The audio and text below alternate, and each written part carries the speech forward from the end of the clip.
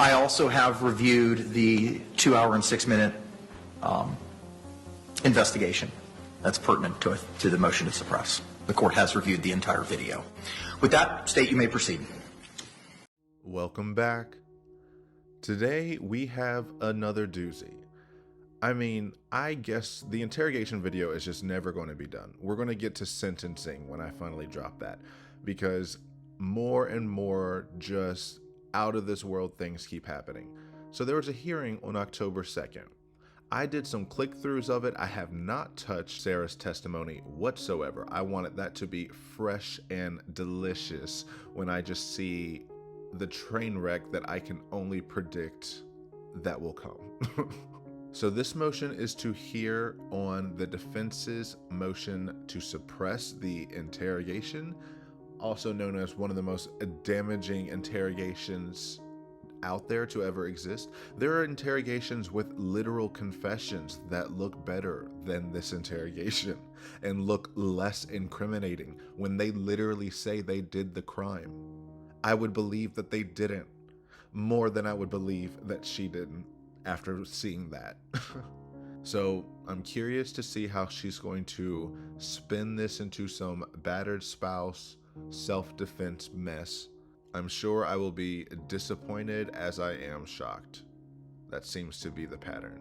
It is unconscionably late, and I have resigned myself to just pull an all-nighter just to get through this. So if things sound a little weird, they just sound a little weird.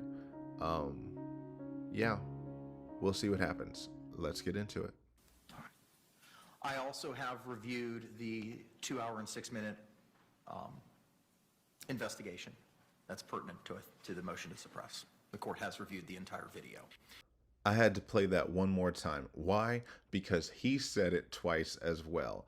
The court has viewed the entire interrogation. It is official.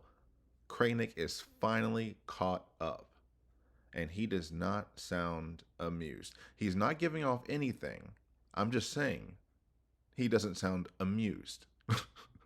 I think it is going to be a very flat affect hearing from Kranick because, wow. And you know he had gotten a sense of this behavior, but then to just see it and just see it juxtaposed to what she has done. One, if I'm him, I'm like, oh yeah, I was 100% justified getting rid of all of her lawyers. This is exactly what she does and exactly how she manipulates and tries to do anything to get her way. So I do feel a little sorry for Mr. Owens. That's why no one is saying anything. It is that awkward silence because no one truly wants to address it, especially not Mr. Owens. So good luck today. You in danger, girl. With that, State, you may proceed.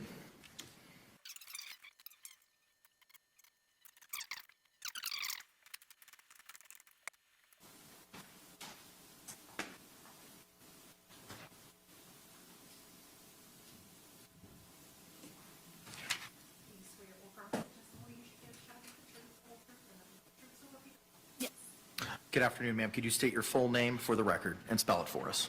Yes, it's Chelsey Capsule, Chelsey.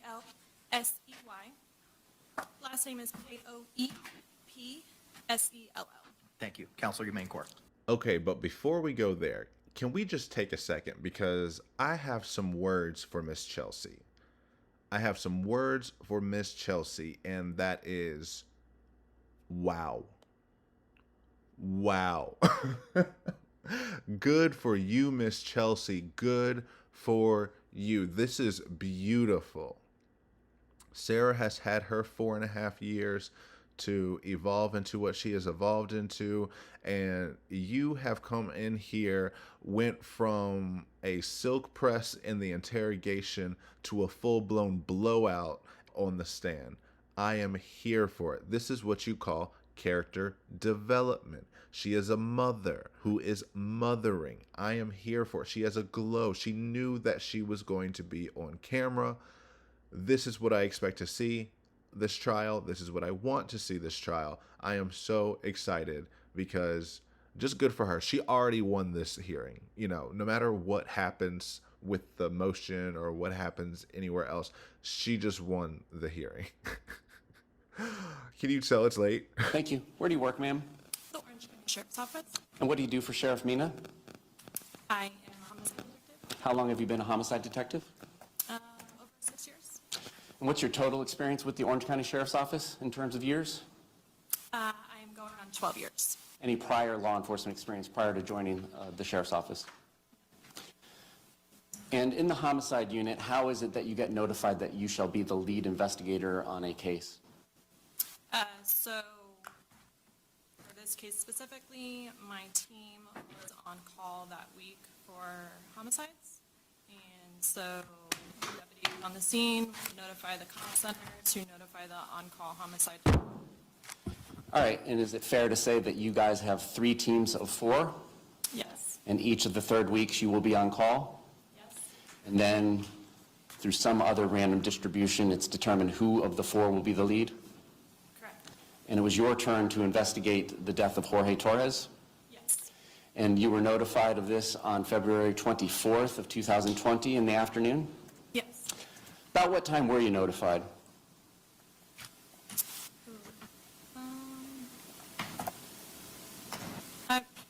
I would have to look at the CAD sheet to recall directly, but I would assume within 30 minutes to an hour of deputies being on scene. All right, and do you go to the scene first, or do you do anything else? For this particular incident, I got my partner, Detective Sarah Boone, and we headed out to the scene. All right, and when you got to the scene, what did you do? I met with the deputies there, and they kind of just briefed me on what was going on and what they responded to. Did you do a walkthrough of the scene? I did, yes. And then was a search warrant drafted for the residence Yes. and later executed? Correct. Did you have any contact with somebody identified to you as Sarah Boone on the scene? Yes, Do you see Sarah Boone in courtroom today? I do. Can you point out where she is and what she's wearing? She's over here on my left, and she's wearing blue. May the record reflect she's identified the defendant. Record will so reflect. I am obsessed with this finger point. This has to go in the thumbnail somehow. I will make it work. Because, wow, this is giving Abigail Williams. I saw Goody Proctor with the devil right there. It's...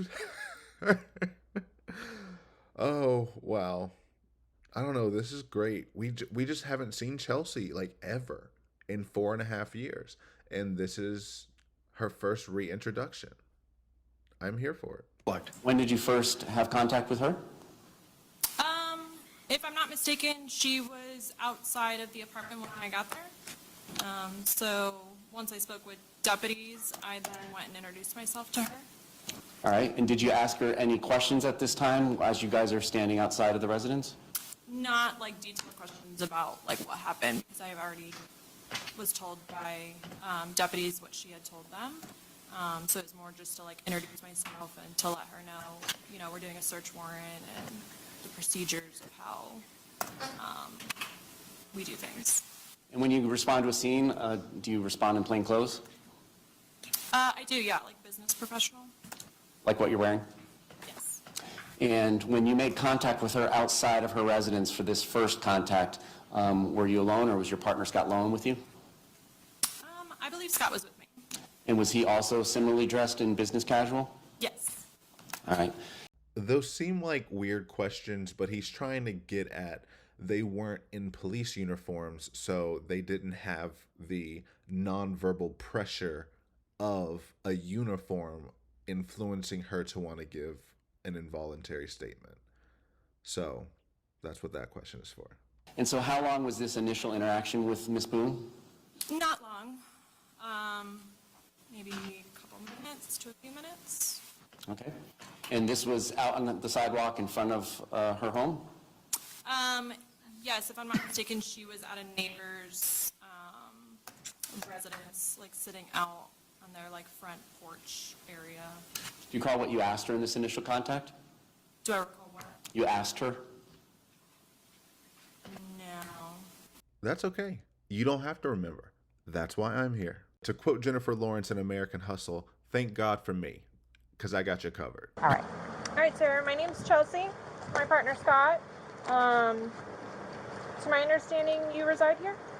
Okay. Is it just you? And that- George. Okay. And I have a 9-year-old. It's 50-50 with Brian, my former husband. Your former husband. Okay. But you reside here with George, and then your son lives with you, or lives there's 50-50? Yeah. Okay.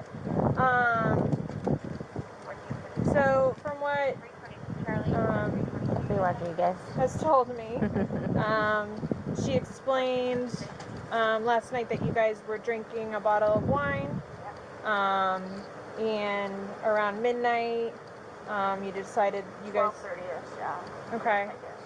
You guys decided to play hide and seek. Well, we were playing hide and seek, and then Was your son home at the time, or No. okay? no, with my Ex. with Brian. Okay.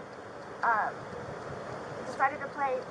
We're just stupid like that. Like, Sure. we were putting puzzles together. We were doing artwork. You can see the puzzle that we finished in there, and then the artwork, and then decided to play hide and seek, just being stupid. Okay.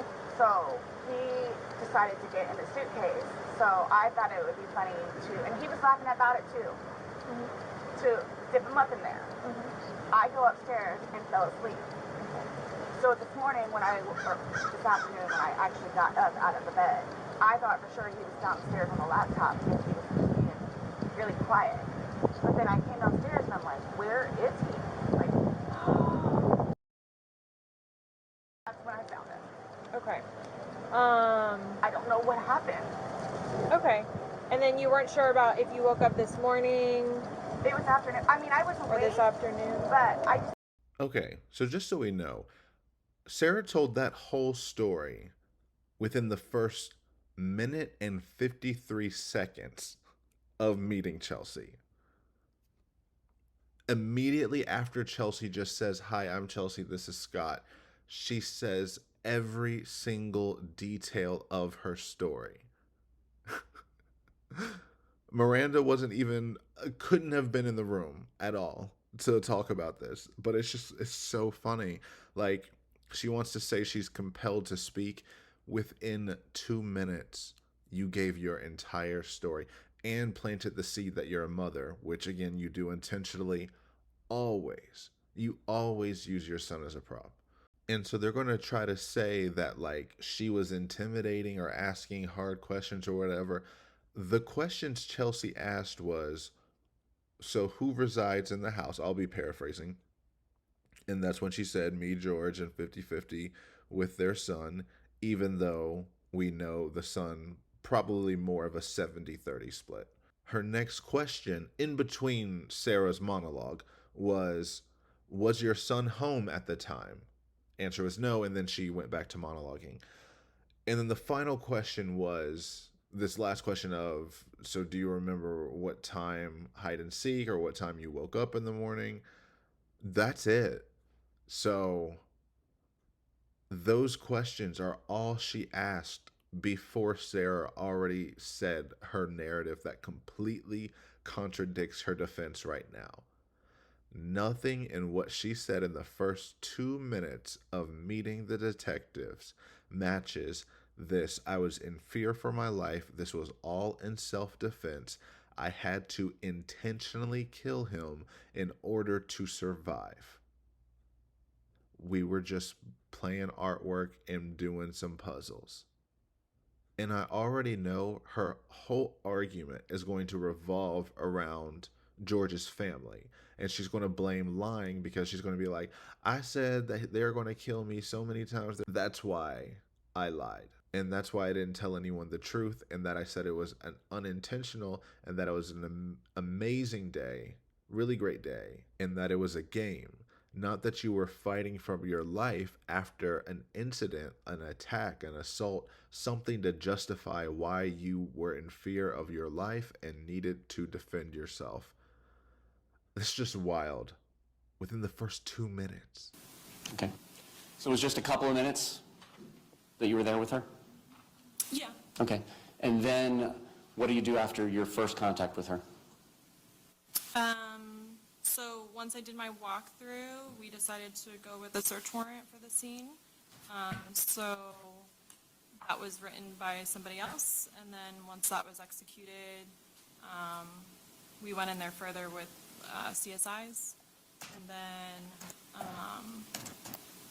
we talked to Brian Boone, which was the ex-husband, and then I believe we then sat Sarah into our unmarked vehicle and had a conversation with her. Was that conversation in the unmarked vehicle recorded? Yes, audio recorded. And can you describe this unmarked vehicle for the court? At the time, I was in a unmarked Pathfinder, so it was like gray in color, didn't look like it didn't say like law enforcement or police or anything on the exterior. Again, this is to prove that she wasn't in a squad car and they weren't wearing police uniforms. She was not under this social pressure to comply with whatever they said. She was free to not talk to them. She was free to leave at any moment, and she still said all of that regardless. And there were lights like inside. Where did everybody sit in this Pathfinder? I sat in the driver's seat, Sarah sat in the front passenger seat, and Detective Scott Lowen sat in the back seat. She was in the passenger seat, meaning she wasn't in the back seat. She wasn't feeling like she was in the back seat of a patrol car with armed officers pressuring her to give a statement. That's what this is just talking around. Did you have any conversation with her about the facts of the case or your investigation that wasn't recorded inside the car? No. And that was all recorded and turned over to the state attorney's office? Yes. And you announced the date and time of the start of this interview on that recording, did you not? Correct, I did. Okay. Is it fair to say that it had been about 3 or 4 hours since the initial call out for 911? Yeah, I would say, yeah, because I believe we started interviewing her right before 5 p.m. So a few hours, no more than 4 hours, and not the 14 hours that Mr. Owens put in his first motion to suppress. I know in the second motion he amended it just to write several hours, but I'm like, how do you go from such a hyper-specific number to a smaller, vague number? But now we know this interview was before 5. So yeah, she had 2 or 3 hours to calm down. She was exhausted still. They had this interview. And then I guess that is nerve-wracking because then she's sitting there like 5 more hours going over every single word that she said to the officers. And she doesn't have her phone and they have it, which I just think is so dumb because she's going to argue about this. I know they're going to be like a whole thing about it. If you care about your phone that much, why wasn't it on you when you met the police officers? You left it on the counter. So it's not like they took it from you. It's like, oh, your phone's right there, right? Yes, no, you can't come back inside here because this is a crime scene. But we will just take the phone that's right there in the open. Thank you. And is there any particular reason for executing the search warrant and speaking to another witness or witnesses prior to interviewing Ms. Boone? Just based off the situation and what was happening. Okay. Is it in any way unusual to gather evidence before talking to the last person to see a decedent alive? No, it's not. Okay. At some point during this day, which was February 24th of 2020, was her cellular phone device collected? It was. And when was that? That same day. I mean, when time-wise in relation to talking to her? Oh, well, I noticed the phone was in the kitchen area, but I didn't touch anything until CSI's documented everything, photographs, and so I don't think I really touched it until after I had talked to her about going through it. All right. And ultimately, was she placed under arrest on February 24th, 2020? No. After she got out of her car, was she free to remain on the scene or free to leave? Yeah. Not go back in her house, but yeah, she should be able to leave. Prior to that, had she been detained? And Okay, pause. She just said that she could leave, but she couldn't go back inside of her apartment. So if that was the reality of her saying, you can leave, and she did, you can't go back in the apartment, why on earth would it make sense that she said, I was going to hand deliver it to you back at your apartment the next day? How does that work if you're not even allowed in there?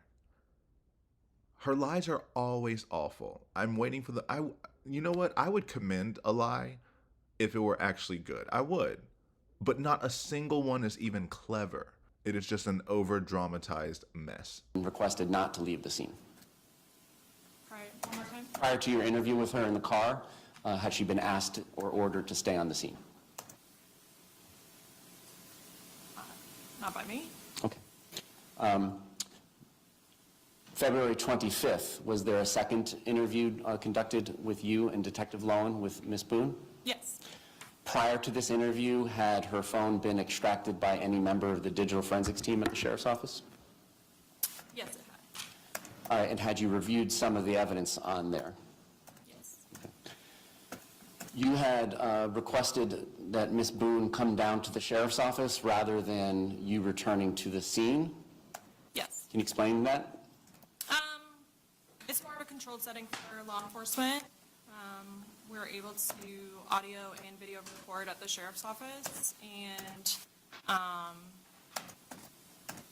she had mentioned that she might not be staying at her apartment, and so I didn't want to go to the ex-husband's residence where her potentially child was, so I just felt it was a more controlled setting at the sheriff's office. All right. And when Ms. Boone arrives at the sheriff's office, who goes down to greet her and where? It was not me. But she would have gone in through, we have two entryways, so either on the record side or on the opposite side. And she would have to go up to the window and request that she was there to meet with me. They would call me. I would tell them yes, sign her in. And then, if I'm not mistaken, I believe Detective Lowen went down and got her. All right, so you're describing two separate entrances that members of the public can come and go through, Yes. as opposed to separate entrances that might be in the back of your building where people are not free to come in and out of without a swipe card. Yeah. The public doesn't have access. All right. Now, in relationship to those two entrances, which I assume are on the first floor of the building, is that a safe assumption? Yes. Where are the CID, or the Investigation Division's interview rooms? They are located upstairs. All right. In the second. And is she allowed to just walk up to the second floor interview room, or does she have to be with an employee of the sheriff's office? She would have to be with an employee of the sheriff's office. And your testimony is it wasn't you? I don't believe so, no. Now tell us about these interview rooms. We have 4 interview rooms that are audio and video recorded. Okay. And they have, you said they're video recorded. Was the interview with Ms. Boone video recorded by the sheriff's office equipment? Yes. Was there any conversation about the case or the investigation with her that did not occur inside that room with the recording going? No. Okay. I don't have other questions of this witness. Thank you. Any cross-examination? Yes. Oh Lord, let's see what happens here. So these were just standard questions. She testified just fine. Sounds pretty much like the truth. No logical inconsistencies, no over-dramatization, just fact after fact after fact after fact, compared to whatever we will see during Miss Paulson's testimony.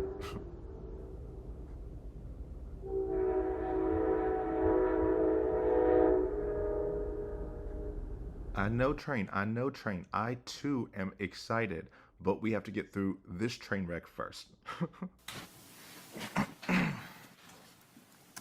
Detective, I'm James Owens. I met you outside just a few minutes ago, and you know I represent Sarah Boone. Detective, have you had a chance to review any paperwork related to this case prior to this hearing? I have looked at my investigative report, and I have looked at some policies, but they were from current. Have you had a chance to view Deputy Kayla Rodriguez's body cam video prior to today? I've seen it. I have not seen it recently. Have you had a chance to review and listen to the audio interrogation that was in the unmarked vehicle that you did of Sarah Boone on the day in question? Yes, I have reviewed that. And have you had a chance to review the approximate 2-hour interrogation video at the Orange County Sheriff's Department? Yes. Would it be fair to say that prior to you asking Sarah Boone to enter this unmarked vehicle for this interrogation with Detective Lowen, that you did a preliminary investigation as to whether or not this was potentially a homicide? Yes. And you would have viewed the scene inside the apartment? Yes. And you would have spoken to Deputy Rodriguez about what she knew about the situation? Yes. And you would speak to Deputy Rodriguez about what Sarah Boone had said had happened? Correct. And did you talk to any other people there about the situation prior to speaking with Sarah Boone about the facts in this case? Just Brian Boone. Okay. And was that conversation recorded with Brian Boone? Yes. And would that have been in your squad car? Potentially. I didn't listen to that interview. I don't know if we interviewed him outside or in my car. Was he Mirandized? No. Okay. So although he was at the scene when y'all showed up, he was not considered a suspect or person of interest? No. Why on earth would he have been a person or subject of interest? Out the gate, Sarah said that it was only those two there that night and that she zipped him up in there and that she found him dead the next morning. Brian is not connected to any of this. I mean, she called him, but that's about it. And if Miss Paulson had stayed completely silent and didn't tell them anything, then they probably would have looked at both of them as subjects of interest because he's the ex and she's the alleged battered spouse. So both of them would have motive. But when she completely eliminates the possibility of any other person, completely eliminates it, why would they look at anyone else but her? At some point, did you determine that Sarah Boone was a suspect or person of interest? At some point, yes. Tell us when that happened. The next day. Oh, That's a lie! That's a lie! Okay, now Miss Chelsey, I will let some things slide, but come on. And I know you officially did not see her as a subject of interest until the next day, but we all know everyone saw her as a subject of interest the millisecond after she finished telling her story. You played hide and seek, zipped him up, everyone's laughing, you go upstairs and fall asleep. Every single human who has heard this story has this long, drawn-out, awkward pause after hearing it, as though they're waiting for it to make sense, or they're in complete and utter disbelief. So, I'm gonna call BS on that one. We all considered her a prime suspect from moment one. okay. So at the time of this event, your initial appearance there at the scene, which I understand you must have stayed 4 or 5 hours? Probably. Okay. At that point, at no time did y'all consider Sarah Boone a suspect? Well, it's difficult to the way you're asking, but she was the only one there. She's claiming that no one else was there. So what I was being told would mean that she was the only person of interest in that situation. And there it is. I know they couldn't officially call her a person of interest until the next day, but we all know. We all know because she told us. And now she's mad that she told us and is saying, why are you trying to pin this on me? You pinned it on yourself immediately to anyone who would listen. Ooh, child, straight A's. But due to not having the autopsy results, we just interviewed her initially, got her initial statement, and then once the autopsy was completed the next morning, was when I already knew I was going to meet with her again to discuss the autopsy results. So then we had another interview with her where she was Mirandized and she went to jail later that evening. I wish I could have seen Sarah's face at that moment because, yeah, I'm sure it was priceless. Because I remember she was personally hurt and offended and thought that she was doing them a service by going to them, being like, I came down here willingly. It's like, yeah, sure did. Still doesn't mean you're not getting arrested. And that's a common thing that happens too. People think just because I called the police first and that I went to them first, that means they're not going to see me as the guilty one, as the suspect, when it's actually the opposite. They question the caller first. And that doesn't mean you shouldn't call 911. You absolutely should if you're in an emergency situation.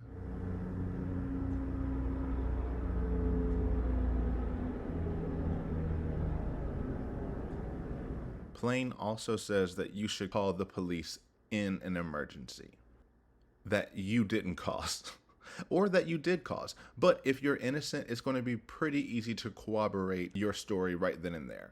Like when you have instances of kidnapped victims finding like a safe haven somewhere else, like finding a house or a family that protected them, called the police, and people could be like, oh, well, did you kidnap them? And you can easily dispel that in those certain situations. But if you did it, how about you just be quiet and say nothing? Because police cannot get you out of what's happening right now. Look at Miss Chelsey. She is right there as a witness. She cannot do anything to get Sarah away from the consequences that are coming her way. Meaning, her trying to convince Miss Chelsey all the way back then and doing all of these antics and yelling and being animated and everything to convince her that she is innocent, that doesn't matter.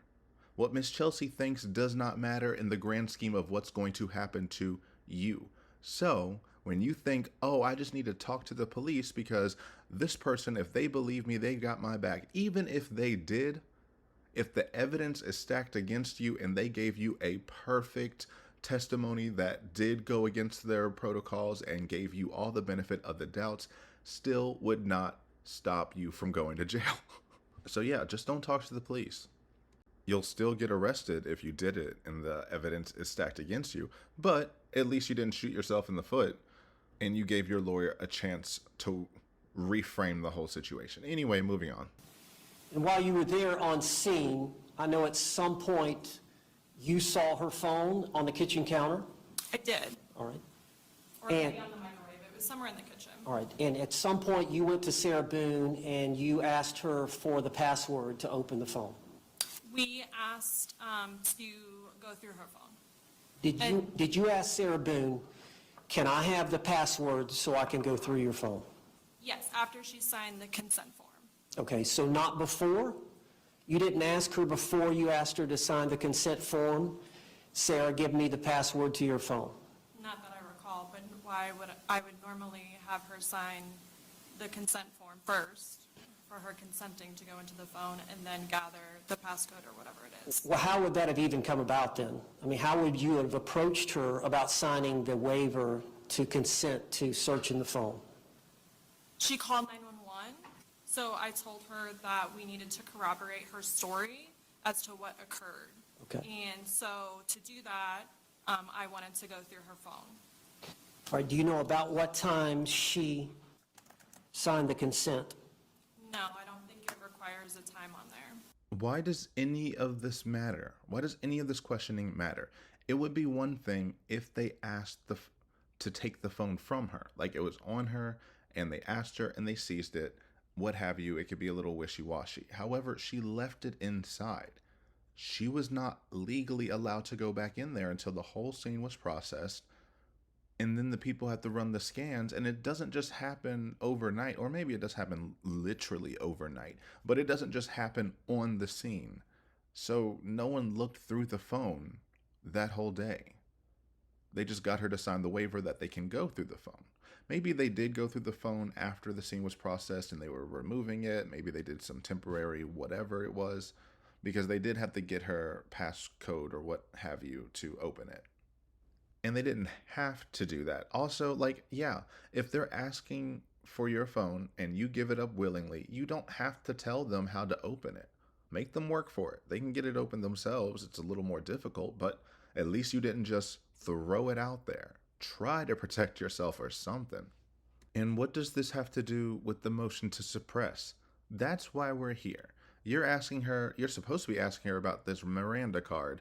Why does anything about her phone matter? It doesn't, but it matters to Sarah, and she probably instructed you to grill Miss Chelsey on the stand to get some answers about that, because she's been wanting this full mirror download of her phone, even though she's gotten it a million times, but for some reason, she is saying something's missing.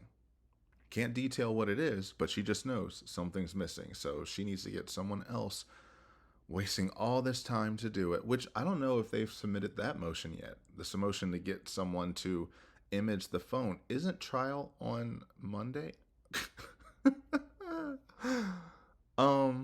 So I don't know if that phone imaging is going to happen, but maybe it will. He needs to land this plane for me and make this make sense. But it was when we were on the scene initially. Was it prior to her interrogation in the unmarked vehicle? Yes. And after she signed the consent, did your testimony is you asked her for her password and she gave you her password after signing the consent to search the phone? Yes, I didn't touch the phone until my digital came. All right. You're talking about the digital investigator? And they have the ability to open up the phone and search the phone? With or without a password, yes. But y'all utilized the password that Sarah had given, had you not? I believe so. Okay. And do you know how long it took for the digital investigator to show up after you arrived?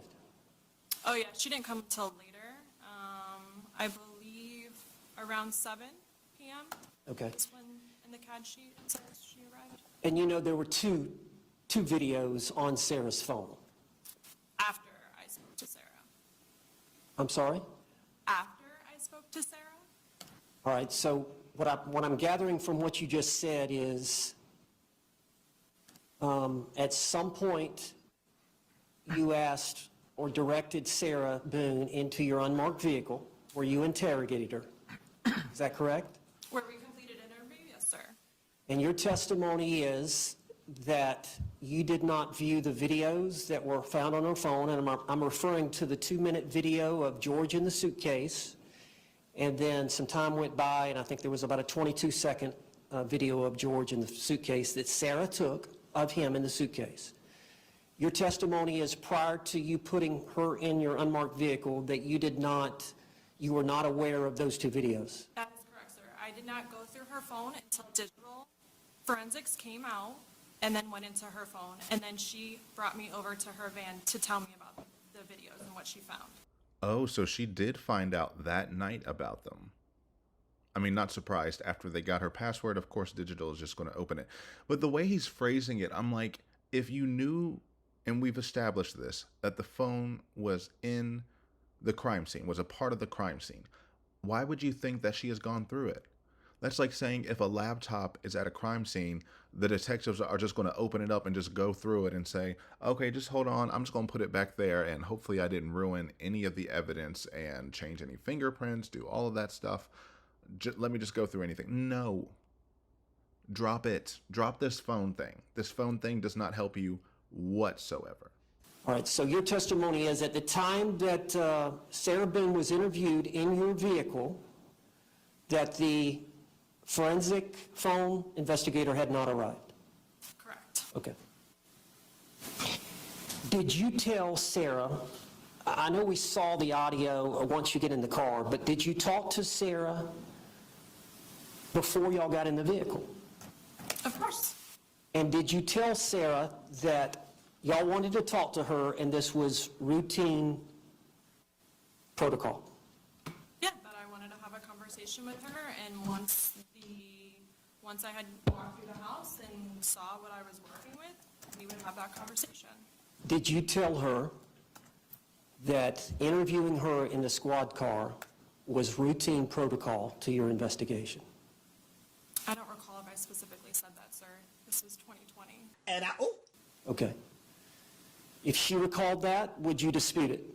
Objection, improper question. Sustained. Yeah, that is a weird question. First of all, yeah, absolutely, I would dispute it.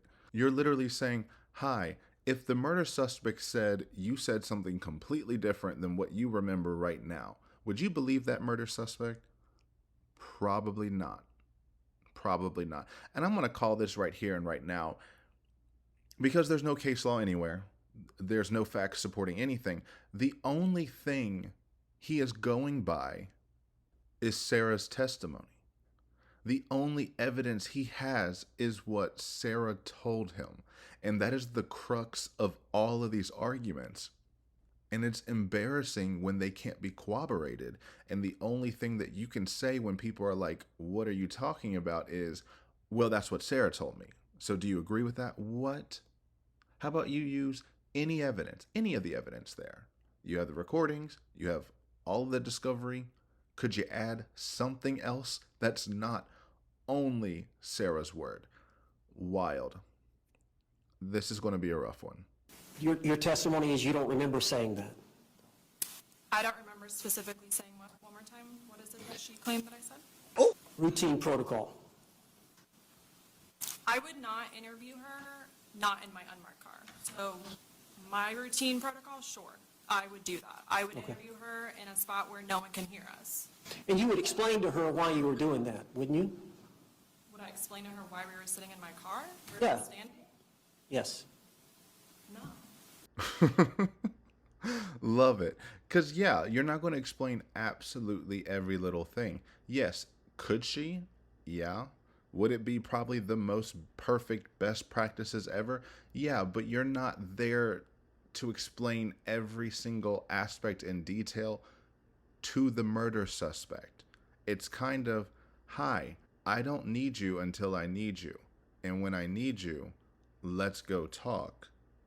You're the one who nonstop tries to explain things to me. I don't have to explain anything to you besides those Miranda rights. And we'll get there once you get in the car. Well, you would have to tell her something. I said, yes, we're going to go have a conversation in my car now. Okay. And did she have any questions that you recall about what's this about? And you could have potentially explained to her that this is routine? It was all explained on the audio recording. Okay. But you agree you had a conversation with her before you got into the car with her? Yes, I definitely directed her to get into the front passenger seat when we were going to talk in the vehicle, yes. Okay. And you don't recall whether or not you said this is routine protocol to come into the car and talk to me? Oh my gosh, this does not matter. We are going so far out of our way for such a minute point and a relevant point. He's trying to keep establishing that so he can confirm that she said routine protocol, because then that's what Sarah says the next day in the interrogation when she says protocol, and she's saying that she thought it was just going to be the same thing that you did yesterday, and you read both questions incorrectly, so it wasn't actually routine protocol. You were lying, right? Oh my gosh. So all of this is to anchor the word protocol when Sarah uses it the next day, and somehow trying to stretch that to believe that because she said the word protocol, that it would have been followed to the T. And even though she didn't know it wasn't followed to the T, once she did find that out, then it wasn't voluntary. All of those admissions beforehand, not voluntary. Once she realizes she could potentially throw that out, because like I said back there, in the first 2 minutes of her ever meeting Miss Chelsey, she gave the whole story. The entire story, without being asked one question about what actually happened that night. But yeah, it was involuntary. Okay. Those words specifically, no. But I would have talked to her in the vehicle regardless. I would not have talked to her outside of my vehicle. All right. Now, once inside the squad car, you were there with the other detective, Detective Lowen. Correct. Okay. And you read her the Miranda Rights card, correct? Yes, from my card, yes. Do you agree that you didn't ask her the last question, number 9? Objection, relevance. Response. Judge, we're here on a hearing on the issue about the interrogation. But of the case law that you provided to me, none of it stands for the proposition. Wait, there was case law? When did this happen? Was there a document I missed and they like added an amended notice to add more case law? And I guess it still wasn't good case law. I mean, good grief. You spent so much time on the makeup and the cosmetics bullshit that you forgot to look up cases for this whole hearing, this whole ginormous hearing. So then you just try to throw in some cases at the end. It's too late. I don't wanna find it or read it right now. I'll put it in the next video. We'll do that. We'll do that. But also, Mr. Owens thinks that this hearing is to hear about the Miranda card. It is not. It is a hearing on your motion to suppress. Yes, your motion to suppress anchors itself very heavy on this Miranda card, but that does not in itself make it relevant, because the Miranda rights were read by the constitutional standards of every constitution out there. What you need to read off of the Miranda card was read. Little mistakes here and there, it's like, okay, people make mistakes. It's a harmless error given the totality of the circumstances. And the totality of the circumstances is she knew exactly what she was doing. The same thing happened the night before. She decided to give those statements. So, of course, going to the police department the next day, you know what to expect. That's why you came with a whole list of questions. You came with answers. That's why you said when she was asking about the scratches, where did the scratches come from? Oh, it was sex. I don't know where everything else came from. I only thought you were going to ask me about the scratches, which I was going to be honest about with you anyway. Meaning you thought about what you were going to tell them and what you wanted to tell them. You wanted to talk to the police. She also claims to be this smart, bright, straight-A student in the same interrogation she's trying to get thrown out now. So are you a dumbass? I mean, we know that answer, but are you a lying dumbass? Oh, it's so dumb. It's so dumb. There's a reason why none of the other lawyers went this route, because they knew it was not a winnable route. They knew Miranda was pretty airtight. Chelsey and Scott multiple times told her she didn't have to do things, but she wanted to, because she wanted to convince them more than anything that she was innocent. So she talked and talked and talked and talked and talked and talked her way behind bars. Miranda identifies the 4 things that need to be addressed. Not one of the cases talks about that issue of reading that language at the bottom of the card that is in the motion upon information and belief. This is what it says. So how's it relevant for the purposes of today? Well, it's relevant because this is the policy of her department. But Judge, what is the policy? But now we're getting away from the card to now the policy. There's nothing about the policy right now. The question is about what the card says. Okay. The card is the policy, and the policy is the policy. Child, what? The card is the policy and the policy is the policy? No, the card is a part of the policy, and or the card has part of the policy printed on it if you want to make those connections. But no, none of this is relevant. What is on that card doesn't mean anything. Your argument is that that question was not asked. Now you need to prove to us how that question was so important that she did not knowingly waive her rights, that she was forced to give involuntary statements. And you're hinging this on a question that you don't even know was on the card or not. None of this is relevant to what you're arguing. Using the cases, you need to argue. I don't know what the cases say, and I'm not looking them up right now. But whatever cases you use need to say that because this Miranda question was left out, even if it's not this specific Miranda question, but if a Miranda question has been left out and it led to disastrous outcomes, which led to this and that and that, then bring that in and say that. Say why this question was so important, not this damn Miranda card. Oh my gosh. We know she read off her card. We get that. So we are assuming that the card either has the question and she purposefully, intentionally, with ulterior motives, decided not to read that question, as though she knew Miss Sarah would say no if read that question. She knew that Sarah was going to talk to her no matter what. That's why she said, it's just something we have to do because I know you are chomping at the bit to tell me more lies, so let me just read you your rights that you are going to discard, and then we can get there. She was made aware. She said she understood. And if she didn't understand, that's on her. You didn't tell them you didn't understand. They could have repeated it. They could have broken it down.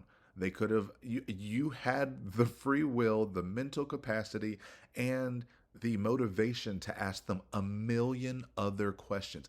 Asking them about his probation officer, about who's going to talk to his domestic violence classes. What? These are the things that were on her mind, not whether or not she was giving statements involuntarily. All of them voluntary. That's so wild to me. They want to say that she knowingly went to the police station to give unknowing statements. However, she had knowing questions that she wanted unknown answers to. But if she answered anything to their questions, then she doesn't know whether it was voluntary or not, because she doesn't know whether she wants to talk to the police and give voluntary statements or just wants to talk to the police to give voluntary questions that she needs answers to. And then that's okay. Okay, you hear how none of this makes sense, right? Absolutely none of it. This is such a time waster. Like, good for you, Mr. Owens. You're doing it. But nah. And let me give Mr. Owens his props for a little bit. And by his props, I mean a slight defense. This is zealous advocacy. It is doing whatever you think you can for the best of your client, the best outcome for your client. And if he wants to follow Sarah's game plan, he is fighting for her perspective with only her words to back him up. I never would have brought up this Miranda card if I didn't have the Miranda card. Why would you do that? You can bring up the question, but to tailor it and anchor it in this Miranda card, which you assume she either maliciously or unintentionally omitted a question. Thus, it's the Miranda card's fault. Well, I don't know. They're intertwined. They refer to each other. Our argument is that she did not waive her rights to remain silent. That's a different issue than what is on the card. I understand, but it's a coercive question about her not doing that, which was the policy of her sheriff's department. She elected not to do that. She wanted a statement from Sarah Boone at the scene. She wanted a statement from Sarah Boone at the sheriff's department. She elected not to answer a question that the policy says read verbatim from the card. Why did she not want it? Our position is it was an attempt by this detective to coerce Sarah Boone into talking. On February 24th or on February 25th? On February 25th. This interrogation ties into that one. It absolutely does not, because then, no, just no. Let's say even if she did want a statement from Miss Sarah, which she did, but Miss Sarah wanted to talk to her more. That's why she came to her. That's why the first thing that came out of Sarah's mouth was, she said thank you or something, some nice whatever to Chelsey's thank you for coming in. And then immediately followed up with, and I'd like to ask these questions when you get a moment. That's the first thing she said. She is saying, I would like to talk to you about what I want to talk to you about whenever we get a moment. And they said, okay, well, we have to talk about something else. And because we have to talk about something else first, we have to read you Miranda Rights. It's also wild to me to even run this, because if we're looking at the totality of the circumstances, again, you're just going to hear that again. It just means looking at all of the context and facts surrounding the case. They're only focusing in on this case, but for us, we can look at an even broader totality of the circumstances. She called the police on him 16 times. She had him arrested 4 or 5 times. Like, she is not new to law enforcement, to police. She said in that interrogation, I've done the whole lawyer thing. I've gone to the state. I've gone to see the parole officers. I've done this. I've done that. She is well ingrained and understands the legal system. If she does not know her Miranda rights, which is probably one of the most introductory things that you can hear after seeing the police dozens of times, because that was 16 times in the past year. She has seen the police dozens of times. Think about that. I've never seen the police dozens of, I mean, I have, like, literal police. I have never called or interacted with the police dozens of times for myself. That just makes no sense to me. But you want me to believe she had no idea what she was doing. She used the same routine protocol that she used for the second one. The first one, she claims that my client wasn't a suspect, wasn't a person of interest. At the sheriff's department, I'm sure, I haven't talked to her about it yet, but I'm sure she's going to say, yes, she was a suspect. Yes, she was a person of interest. Yes, we had probable cause to arrest her prior to her giving a statement. But what she said in terms of routine protocol the day before was what Sarah was relying on when she said routine protocol, when she questioned the detective about routine protocol the very next day in the interrogation room. And for her not to give that question goes to the totality of the circumstances as to whether or not my client, Sarah Boone, actually waived her right to remain silent. If she understood her rights, and then she consciously and freely waived her rights. Not you bringing up totality of the circumstances, because the totality of the circumstances look horrible for you.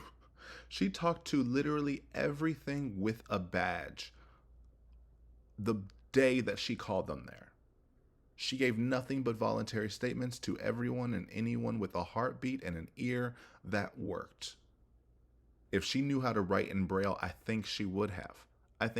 She did have a blind and a deaf dog, so maybe she knows a little bit. She knows some Latin, maybe she knows a little Braille. Wow. Yes, please keep bringing up the totality of the circumstances, because you tried this last time, but that was before Kranick has seen the interrogation.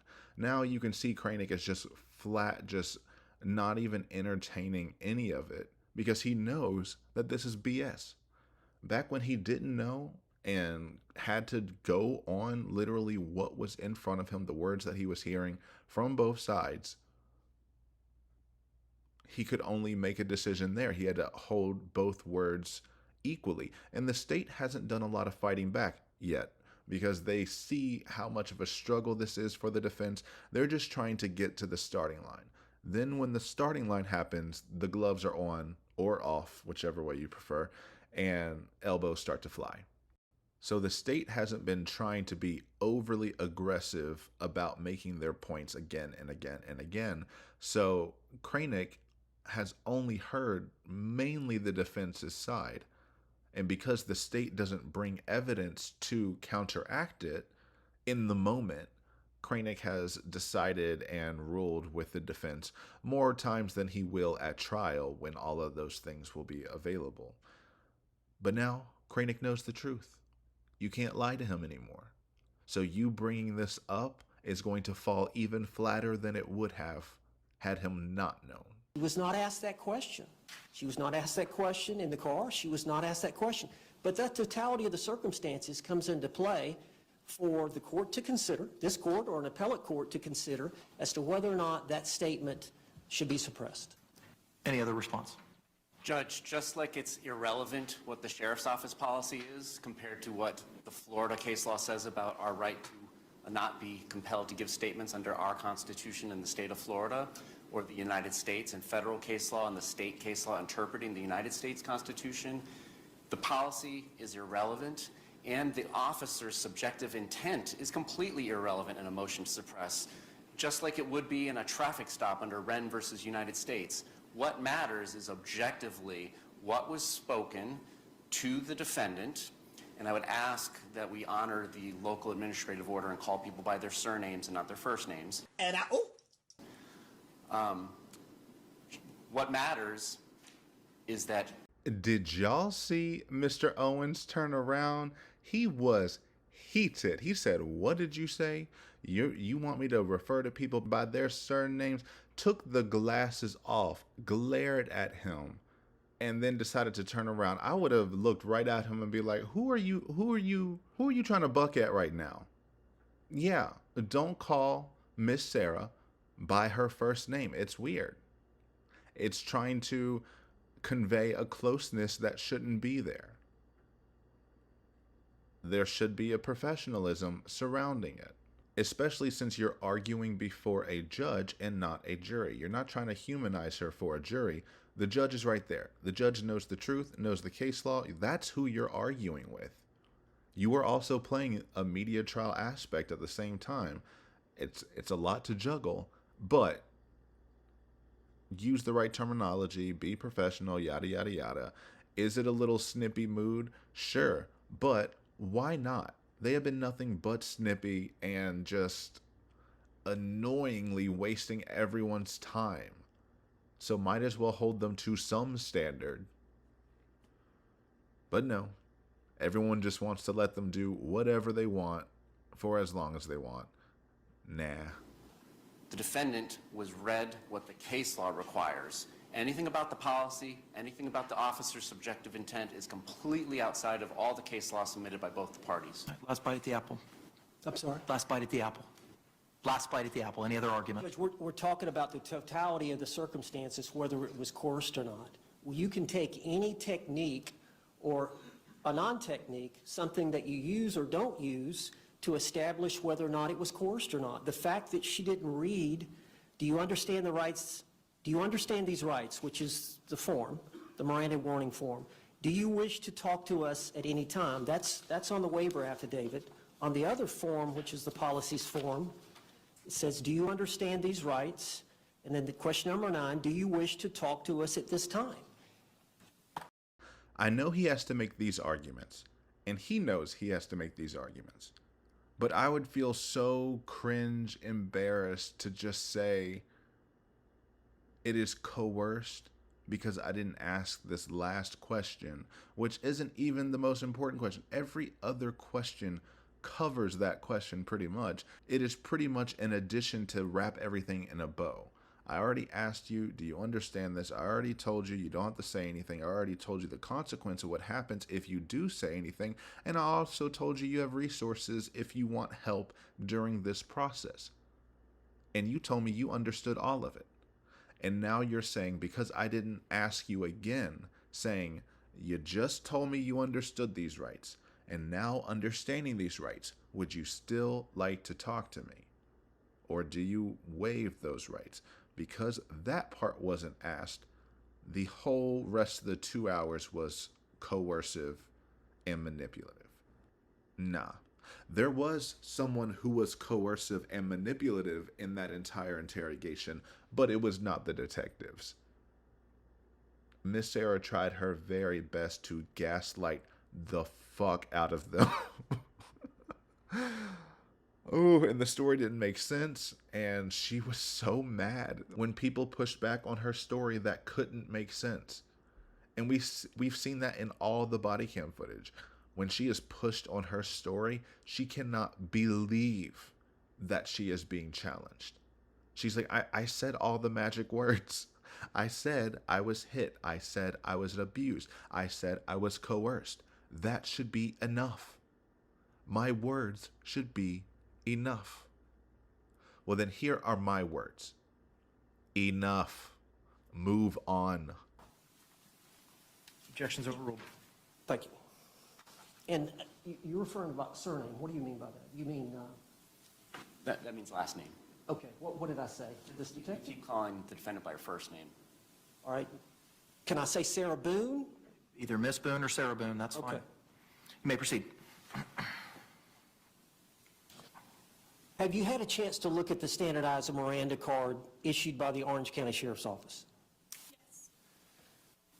Do you agree that you did not read the 9 questions to her in your squad car? All 9 questions? correct? No, I did not read all 9 questions. Do you know how many questions you did read to her? 8. Okay. And the question you omitted is question number 9. Is that correct? Yes, it's actually not on my Miranda card, but continue. Boom. And there it is. We all assumed this, but we just got confirmation. It's not even on her Miranda card. And she was just honest 2 seconds ago where she said, I did not give that 9th question. So I don't think she would just lie now being like, it's not on my card. We saw her read from the card. We saw her read the exact same words on both days. In the car interview and the actual interrogation the next day, they were the exact same wordings. I 100% believe that that question was not on that card. And when she said, that question is not on my card, but continue. I love her. This is great. What I love is this is giving you like a little taste of what trial is going to be like. This is how Miss Chelsey is going to testify when things really start revving up and we get into actual questions that aren't about a freaking Miranda card. And it looks like she knows how to hold herself and is not intimidated by Mr. Owens whatsoever. She has no reason to be, but it's nice to see. I'm sorry? It's not on my Miranda card that I read from. You can continue. What do you mean by that? It was the card that you read, it was not on the card? Number 9, no, not on my card. We have multiple Miranda cards at the sheriff's office, but yes, that is the policy. In reference to the policy, yes, that is the policy. And this is why it's the dumbest thing ever to make this argument when you do not have the Miranda card that she used. I get it, you didn't have time to get it, so you were just going off of it, but you should have just stuck with the policy and the question and abandoned the Miranda card. But you couldn't, so you just put some clip art copy and paste one that was not the same one, and now you look a mess, an embarrassing mess, because she's telling you it wasn't on my card, which we all just assumed. And now you're trying to fight back and forth being like, are you sure that card that myself personally have never seen does not have that question, even though you've had it since you were an officer? I don't know. You've had it for a long time. Cha. Well, somebody dropped the ball somewhere. Did you fail to get... Sustained. Yeah, that question is a mess. Like, even in its most ideal outcome, how is she supposed to answer that? Yeah, I typed the Miranda card myself, and then I decided to sabotage every case that could come across my desk. No, it just happens. Why? Because that question isn't that freaking important. All of the most important questions were read. Yes, best practices, all that good stuff. At the end of the day, does not matter here. The only one who dropped the ball is your client when she decided to open her mouth. Did you fail to get the most updated card, or how did that happen, that the 9th question was not on your Miranda Rights card? I've had that card since I started being a detective in sex crimes in 2013. Have you become aware, as it relates to filing this motion, I've become more aware, yes, that there's that card. have you gone and gotten the updated card? Objection, relevance. Sustained.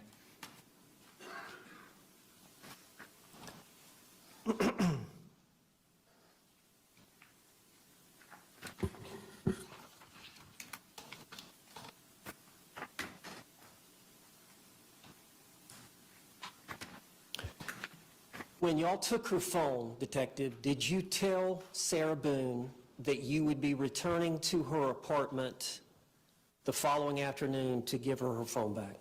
No. You did not tell her that? No. I listened to all my interviews, everything that's been audio recorded. No, I did not tell her that. We had plans to meet at the sheriff's office.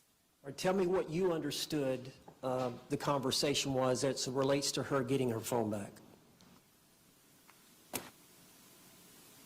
I'm sure she asked when she'd be getting her phone back, and I didn't give her a detailed timeline. I said that, I don't even know if I told her that I decided to write a search warrant on it, because I don't need to tell her that. Oh. It's evidence in a crime. I'm allowed to take it, and so I took it, and I wrote a search warrant for it. I know that's right, Miss Chelsey. You let him know. I don't have to tell you about this phone. This phone is so irrelevant. Of course you're saying you didn't tell Miss Paulson that. No. No one believes that she told Miss Paulson that. That's literally like saying someone who shot someone else and the police said, "We confiscated your gun. We will be bringing it back to you the following day. And not only bringing it back to you, we're going to make a house call and go to your house and give you the murder weapon back." And the phone isn't the murder weapon, but it has the murder on it. It has the snuff film on it. And that's exactly what I'll call it, because that's exactly what it is. Whether she meant it to be one or not, she filmed that man dying, laughed at him, and then got mad when the police found it on her phone. Also, just so we know, it's a new day. I travel a lot for work. I'm in a hotel in a new state, and I've gotten some people who want me to get this out here as soon as possible. I'm trying, man. I'm trying. This channel is still 3 months old at this point, so I'm doing what I can. But because of these circumstances, and then trial starts on Monday, I can't bring up any more receipts, I don't think, for the rest of this video, or else I'll just never finish it. So I'm going to just go through. You might hear a little oop here and there, but other than that, I don't think I can really bring the receipts and get this out before trial starts. So let's continue. Okay. But you don't recall ever having a discussion with Sarah Boone about when you were going to return her phone? Specifically returning her phone, no. Okay. Do you recall her calling you later that evening on your cell phone? From her husband's phone? You don't recall that conversation? She called you later that evening? Do you have documentation of the phone call? I have her testimony. Oh,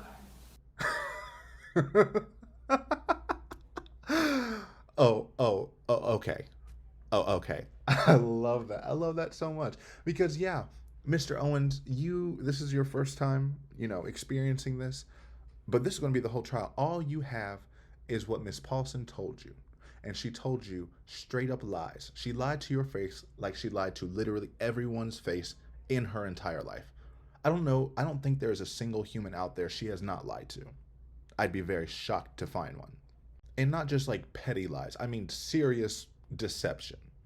So for you to take her at her word and think that's just going to work out, I bet you she probably teared up, like looked you in the eye and said, "She did call me. And she told me she was going to give me my phone by coming back to my apartment the following day, the apartment that I said I wasn't going to be at because of George's family." And now look at you. You look like a damn fool in front of this officer. Do you have documentation of the phone call? See, she's open to proof. She has no recollection and no memory and is saying, "Do you have documentation? If you show me, then yeah, she called me." Oh, you don't? You only have, okay. Okay, you only have her testimony. You have the digital mirroring. I know you want to say so many times that you do not have the digital mirroring of your phone, but you do. And that would have a call log. And you'd be able to see the last calls that you made. Or actually, no, you wouldn't. Sorry, because you didn't call on your phone. You called on Brian's phone, which I feel like you could also check that out very easily. Saying, "Hey, Brian, can you look back through your call logs and get me that?" Although that was 4.5 years ago, so who knows? But yeah, all you have is her word. Her word is, "I stayed at the crime scene for like 10 hours.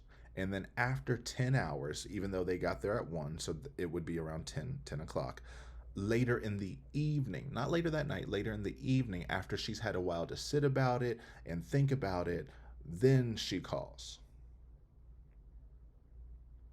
The math isn't mathing on that one. But, okay.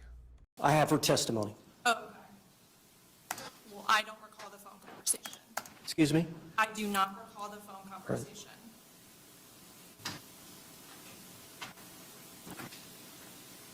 You said that y'all had some discussions about Sarah Boone coming to the station. Was that talked about the day of this event or the next day with Sarah Boone?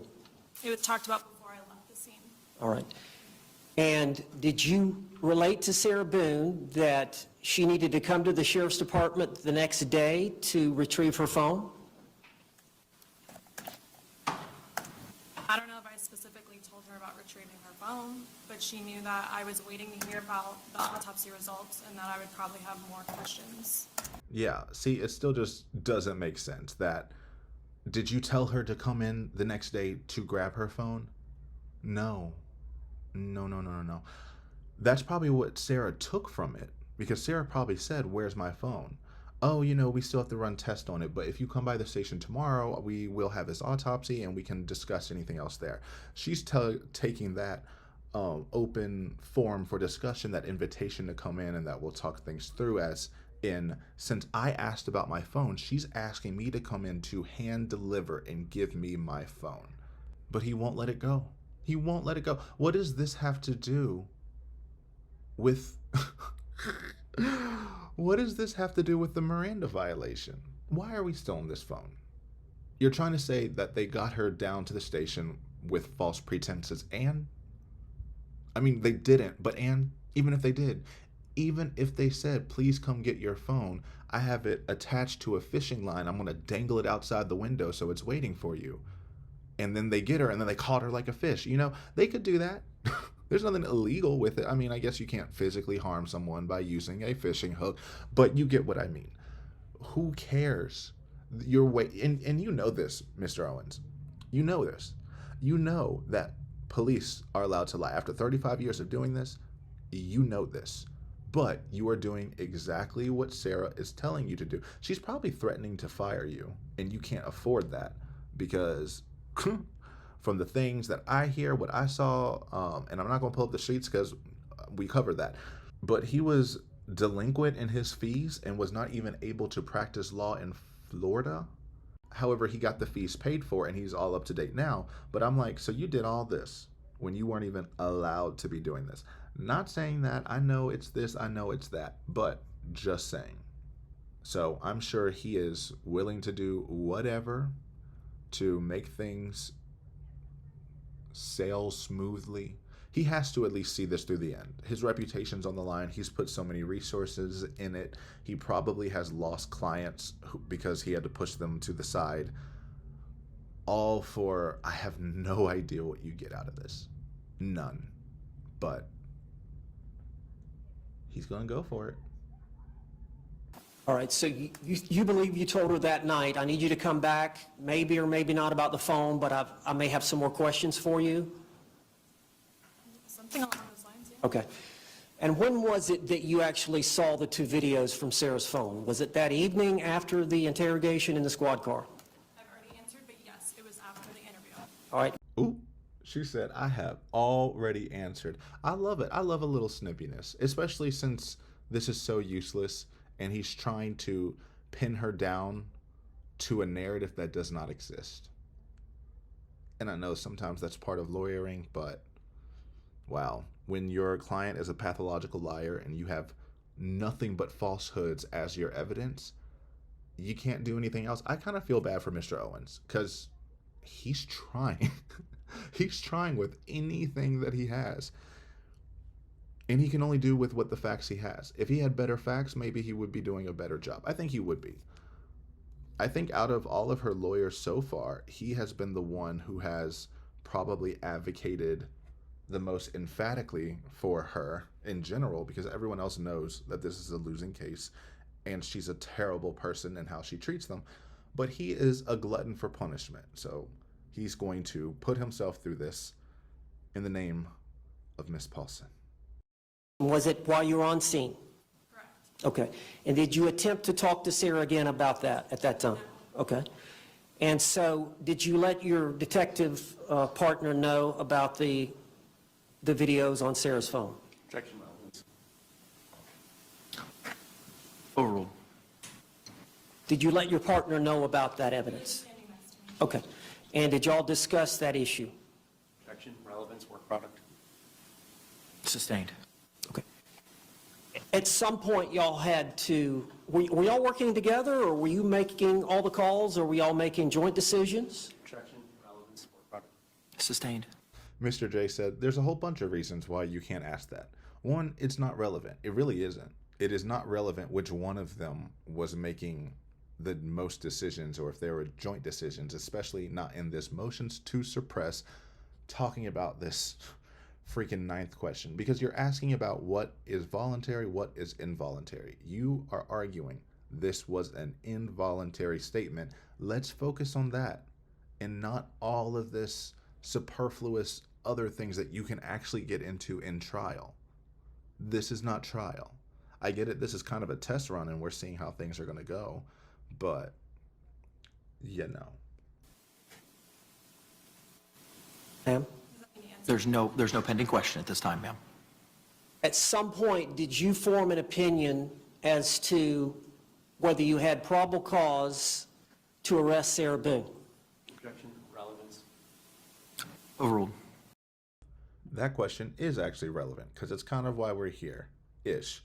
It adds to you wanted to get statements out of Sarah and you would have done anything you could to get them, wouldn't you? You already made up your mind. You did not have this interrogation in order to do anything right.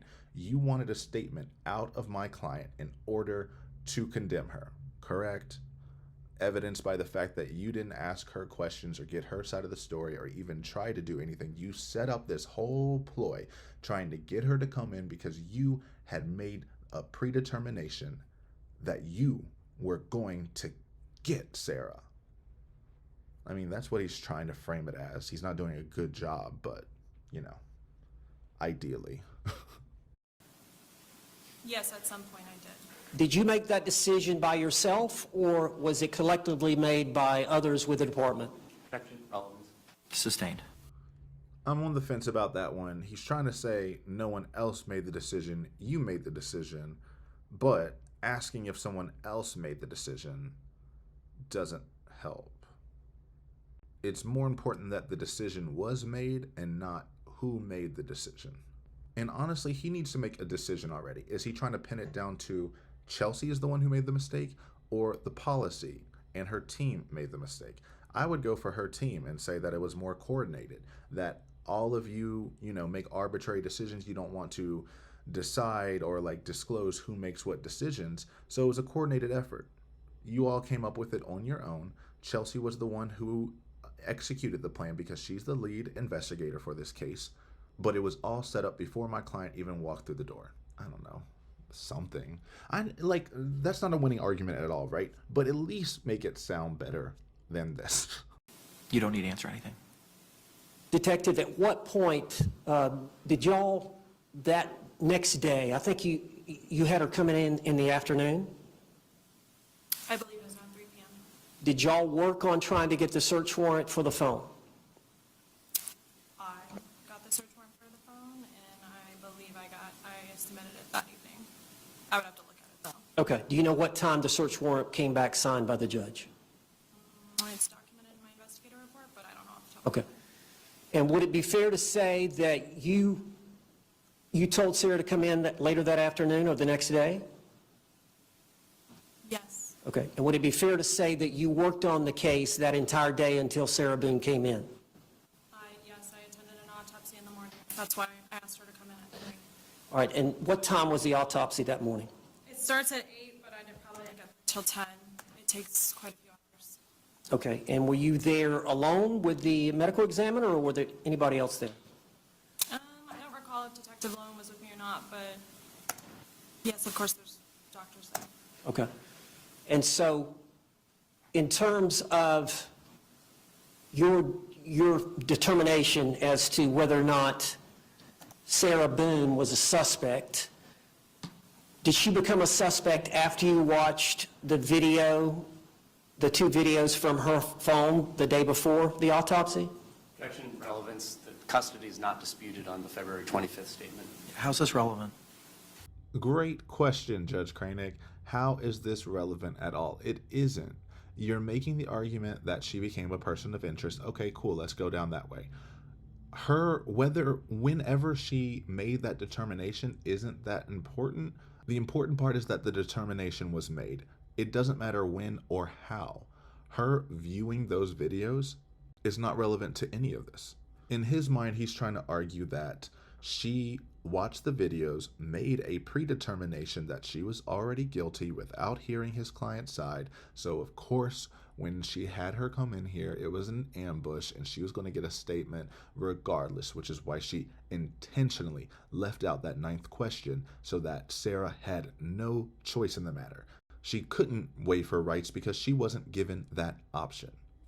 Trying to recenter, Mr. Owens is losing sight of the goal. See, this is a motion for suppression, to suppress the statement. You are thinking that this is a motion to prove bias against Sarah. That's not where we're at. So you're trying to say, well, if you watch the videos, that means you had a bias, and because you had a bias, that means you let that question out, and because you let that question out, we win. No. This is a motion to suppress. Your argument is that the omission of that question was so crucial and so important that it was a complete involuntary statement. You have to throw it all away. That's your defense that you chose. The only thing that you are bringing to suppress the whole 2-hour interrogation is a missing question from a Miranda card that you have never seen. And somehow these things, your personal knowledge, the things that you did within the past few weeks, somehow negates everything she has said 4.5 years ago. That's not how this works. You needed to, one, you're not winning this, like at all. One, you needed to come up with more options than just this missing question. If you wanted to frame this bias thing as all of these things, yada, yada, yada, you could have done that, but you didn't. Your motion is pretty much solely focused on this Miranda question. Your motion with zero case law. You're asking these questions that aren't tied down to any case law whatsoever, that are not tied down to any relevant point. You are testifying right now. You're trying to warm up or something. You are giving Sarah's talking points. And we know they're from Sarah because they don't make sense. And that's how that works when she is given free rein to make her own points, as evidenced by the interrogation video. Nothing makes sense when you allow her to control the narrative. You have to look at the truth and then try to somehow tangentially filter her perspective and through some version of the truth that could be believable to an average human being that may be on the jury. But no, everything has to be over-dramatized. Everything has to be against her. She is making this a trial against her and not a trial investigating the cruel and vicious murder of George Torres. Sarah's got that messed up. Owen's got that messed up. I think a lot of us have that messed up because we've been so caught up in all of this for so long that this has nothing to do with her at the end of the day. We're going to prove you guilty, but this is not about you. You are the one who happened to have killed him. So that's why you are important. So we can lock you away forever to make sure that we got the right person who did something so heinous, so callous, so deplorable that they should never be allowed to free roam society again. That's why we're here. You think we're here because this is just a personal attack against you, that you are a victim of circumstance and not your own actions that you proved. You could have easily talked your way out of this if you did not have those videos. Easily. Or at least get involuntary manslaughter max.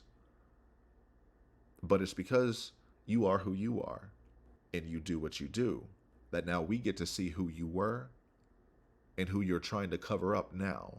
And she doesn't realize that those contradictions make her look more malicious, ironically. To be able to lie again and again and again and again, show absolutely zero remorse. She doesn't think she did anything wrong whatsoever. Nothing. Has not shown any genuine feeling towards the death of the man she said she loved. Never, not one time.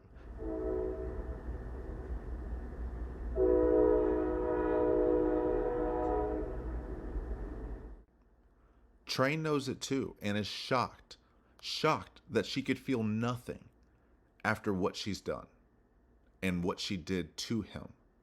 She doesn't even grasp the horror that he must have faced, not only physically in pain, but emotionally, mentally, having to come to terms with the fact that the person you thought you loved, no matter how many times you fought, you both thought you loved each other, because that's what that means in that cycle of pain, that we hurt each other to prove that we love each other.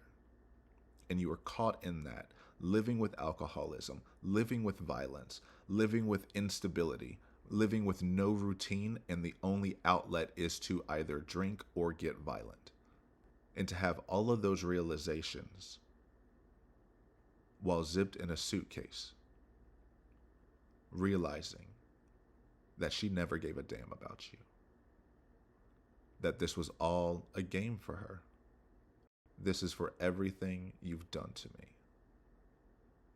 And in that moment, anything that he's ever done good for her, any intention that he's ever had for her that was positive, any changes he tried to make for her, like genuine attempts that he really wanted to make her happy, if any of that existed, that didn't matter. And he had to come to terms with, he didn't matter.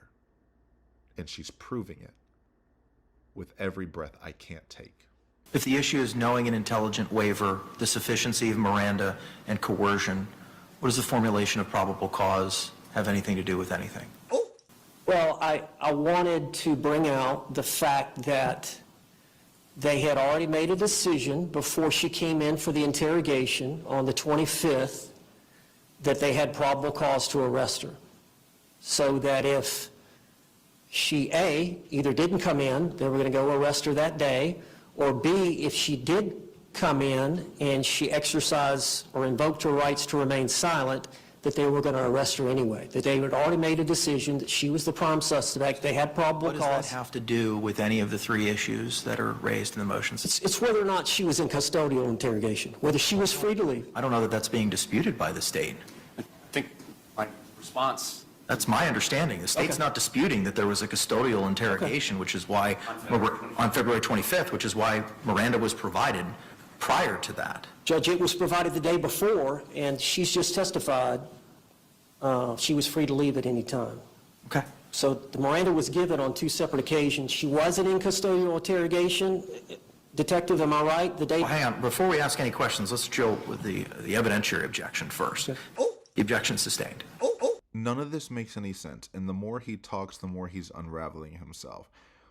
If she gave Miranda while they were in the car, and she wasn't technically in custody, and then she gave Miranda again the next day when she was in custody, and both times she sounded the exact same, like literally read everything word for word exactly the same, and she had not watched the videos before the interview in the unmarked car. So she could not have come up with a predetermination strong enough to want to implicitly and like plant the seeds of doubt up front and try to be shifty and shady up front when she knows she's talking with the only person who was there that night by her own admission, and naturally the prime suspect. So of course she's going to read Miranda even if she's not in custody now. She knows she will be, and they don't want to have to deal with this actually being granted. So they do that then and there. It contradicts itself at this point.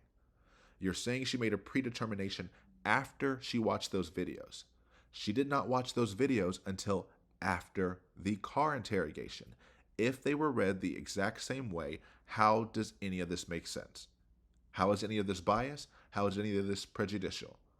It seems like the beef you have is with that Miranda card, and we can like give you an MMA cage match, or if you really need to release that anger towards this Miranda card, but that does not change what was read and what was excluded, and if that is enough to suppress all of this. And we all know it's not.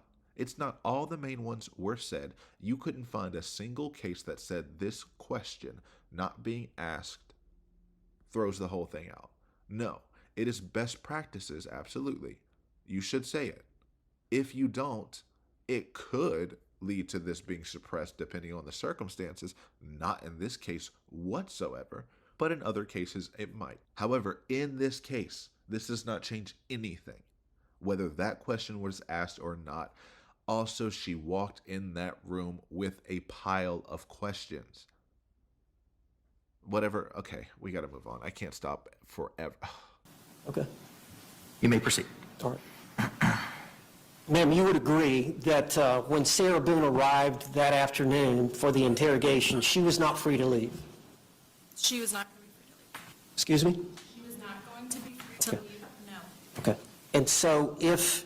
I may not be able to count on much in my life, but I will always be able to count on this shady cameraman.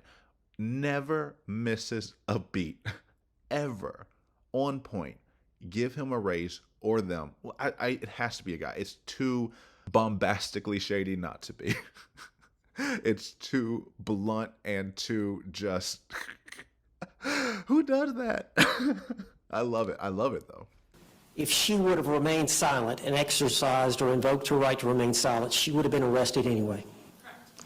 And that was based on your investigation that you had the night before at the scene. And it was based on her statements that she had given you in the squad car. And it was based on the autopsy that was performed the next day that you were present for.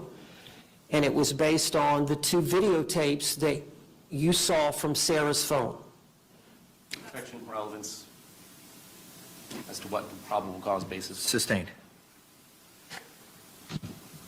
You had all that information before you began your interrogation on the 25th of Sarah Boone. I had all what information? All the information that I just related to you before you began your interrogation of Sarah Boone. On February 25th? That's correct. Yes. And you would agree that you wanted to speak to her on the 25th? Objection, relevance. Overruled. It is relevant. It's relevant to whether you wanted to speak to her or not is going to influence whether you read Miranda correct or not. He's made this point infinitum. Why do we keep repeating this? You're not going to make fetch happen. Yes. Okay. And would it be fair to say that you wanted to get statements from her relating to the injuries to George Torres from the autopsy? Objection, relevance. Overruled. Yes, I wanted to have a follow-up conversation in reference to what she told me the night before and in reference to the injuries that she failed to mention. And you also wanted to question her about the 2 videotapes that you had found on the phone? Objection, relevance. Overruled. Yes, I do Okay. want to show her the videos. And you agree, in your opinion, the 2 videos, and the autopsy were inconsistent with the story she had given you in the squad car the day before? Objection, relevance. Overruled. The videos, I'm sorry, repeat your question one more time? You would agree that the autopsy results and the videos that were extracted or taken from her phone recording George, those 2 pieces of evidence from your investigation were inconsistent with the statement that she had given the day before in your squad car? I'm sorry. Do you work for the prosecution? Yes. Yeah. Like, that is exactly what the prosecutor is going to ask her in a few days. You agree that what you saw on that video contradicts and is not the same as to what she told you in that cop car. Yes, that doesn't help you whatsoever. You're trying to say you knew that she was a liar, so you didn't mind lying to get her, right? But then you just admitted that your client's a liar. Also, that is Mr. Torres to you. You don't get to call him George. We already went through this. Please use surnames. You especially cannot be on buddy-buddy terms, especially when your client wouldn't say his name for 4.5 years. She did not even say or write the word George until a few letters ago. Just saying. Same objection for the record. Overruled. Yes. And I believe that's ultimately the reason you arrested her, because of her inconsistencies. Objection, irrelevant. Sustained. The reason she was arrested is not relevant. What was relevant is, why did she read the Miranda card wrong? That is what you are trying to tell us means so much. Stop talking around everything else. You literally act like your own child right now. You probably needed some note cards to say, stick to the prompt. Stick to the lesson. Stick to the goal. Stick to the reason we are here, and not every talking point Sarah wants to get out there. She has a whole trial to do that.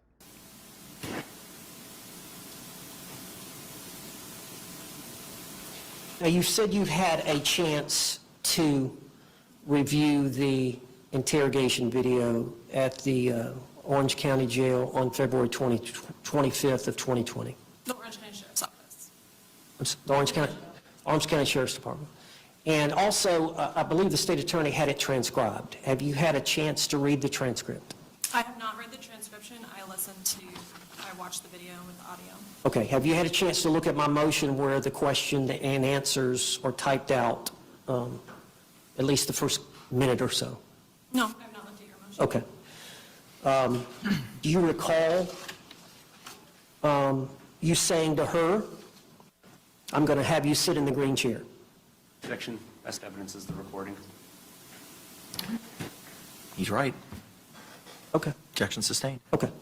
Yep, and if you don't know, objection to best evidence means if there is better evidence or the best evidence available, you need to use that and not inadequate forms of evidence. So when he is saying, did you read my motion where I mistyped what you said in that conversation? Can you recall that? It's like, no. If you want to bring that up, bring up the best evidence, meaning pull up the interrogation video. We watch it right here, right now, then you ask your questions. Oh, no? Okay, move on. Do you agree, prior to reading Miranda, that you mentioned to her that you had received his autopsy and that you were going to read her rights again, but that we had to talk about that, referring to the autopsy? Objection, best evidence. Sustained. He's not catching on, and he's not going to catch on. If you want to talk about anything you brought up in that motion where you directly quoted the interrogation video, pull up the video. Do you recall making some comments to her prior to reading her the rights? Objection, best evidence. Overruled. That was overruled because it wasn't specific. He just said, do you remember making comments? He didn't say, do you remember making this comment? Then it would be, look at the video.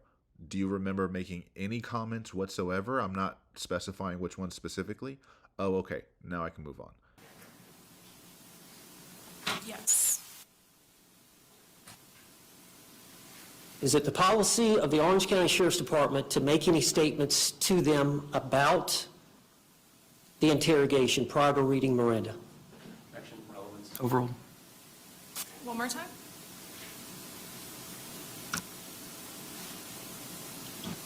I assume that's not the first time you've read Miranda to a suspect. Objection, improper question. Sustained. Bro, you won the original objection. You just needed to repeat the question.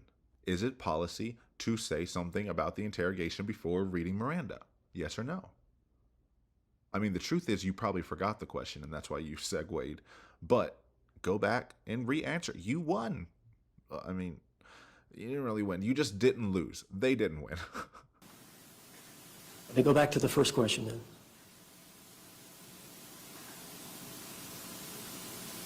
Is it the policy of the Sheriff's Department not to ask any preliminary questions prior to reading Miranda rights? Same objection for the record. Overruled as relevance. You would have to show me the policy that you're referring to, but I was not asking her any incriminating questions during that time. I was explaining to her the purpose of the interview.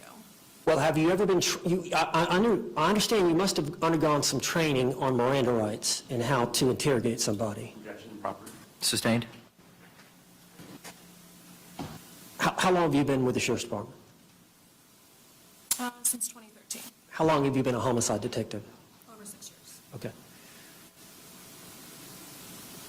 Have you ever been trained or told to ask or not to ask any statements or any questions prior to reading Miranda relating to them talking to you? Objection, relevance. Sustained. What she was trained to do or not do does not matter in this situation. She could have been trained to headbutt liars, and then she didn't do it in that interrogation. It doesn't matter. That's not what we're here for. We're not here about what her trainings were. We're here about what she did in that room. You are not here to prove why or how she didn't follow this specific policy. You need to show how not following that policy makes all of this go away. She is a witness. She is not a party. She is not on trial.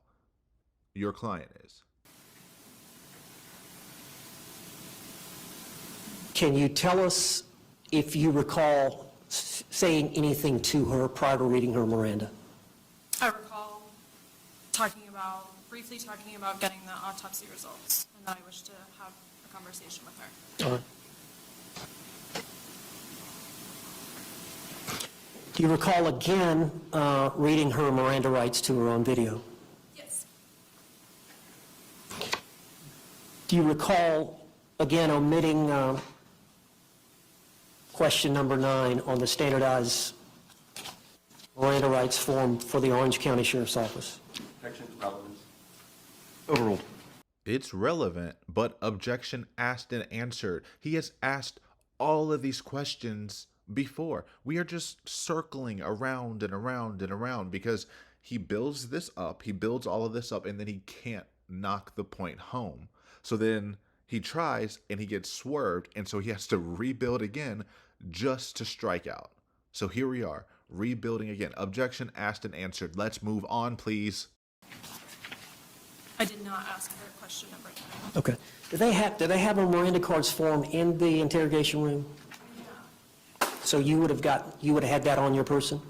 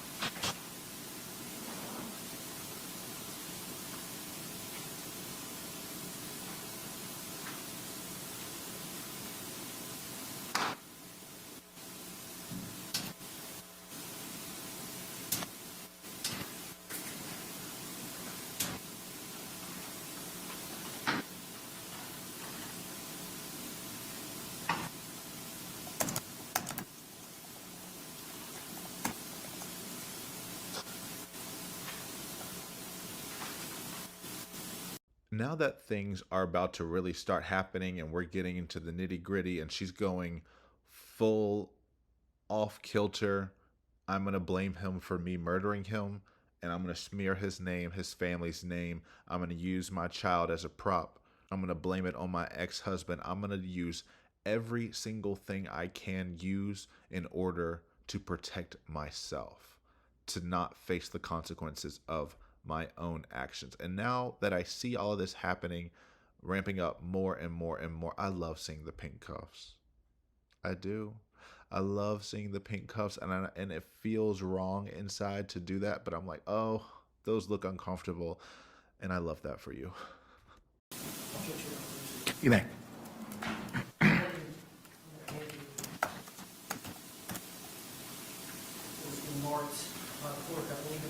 Citation A? Yes. And if you would, see if you recognize that document. Yes, this is our waivers and affidavits. And is that a filled out of waivers and affidavits? It's filled out by me, but there's something highlighted that I did not do. Okay. And was that form filled out as it relates to Sarah Boone? We're talking about just this top, right? Yes. Okay, I'm sorry. Does it what? Does that form, is it filled out as it relates to Sarah Boone? In the case, yes. Is that her signature below? Yes. Did you see her sign it? Yes. Is that your signature below? Yes. And is that the consent for the phone? The consent to search, yes. On that form, is there also Miranda Rights? Yes. And that is a form that's standardized by the Sheriff's Department? Yes. And you did not read a Miranda from those rights?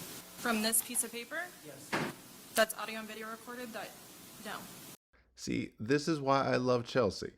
Are you asking me if I read 4.5 years ago off of this piece of paper that you just put in front of me? No, I didn't. Dumbass. Like, why are you hovering over her like that? This just feels weird. I do not think you need to be that close to her at all. You can hand her the exhibit, you can back up, and you can ask your questions. You do not need to be asking the questions while your hand is on the witness stand, glaring her in the eyes, asking, are you a fuck up? Okay, you would agree that there's 9 questions on that form, would you not? Yes. Judge, I would like to offer this. Same objection to the relevance. As far as it being a consent to search her phone, we're not disputing that she was in custody on February 25th, 2020, when she gave a statement to the detectives. And again, under the case law, there's no requirement for this question 9. Under any state case law regarding the Florida state constitutional right to not be compelled to testify against oneself, nor any federal or state case law regarding the United States Constitution, the Fifth Amendment applied to this state through the 14th Amendment that requires that question to be read. It does not go to the totality of the circumstances of the voluntariness of her waiver of her Miranda rights. Your response? Judge, obviously we disagree. Then where's the case that supports that? And there it is. Mr. J brought up so many cases in just that response, and you have nothing. You have nothing in the motion. You have nothing in this whole hour of just blabbing away that Cranick has to entertain. None of your arguments are supported by case law or hard facts in any way whatsoever. So you're sitting there trying to make something that won't fit, that won't work, that doesn't apply, is irrelevant, is stupid work, and you're wasting everyone's time, all because you listened to her.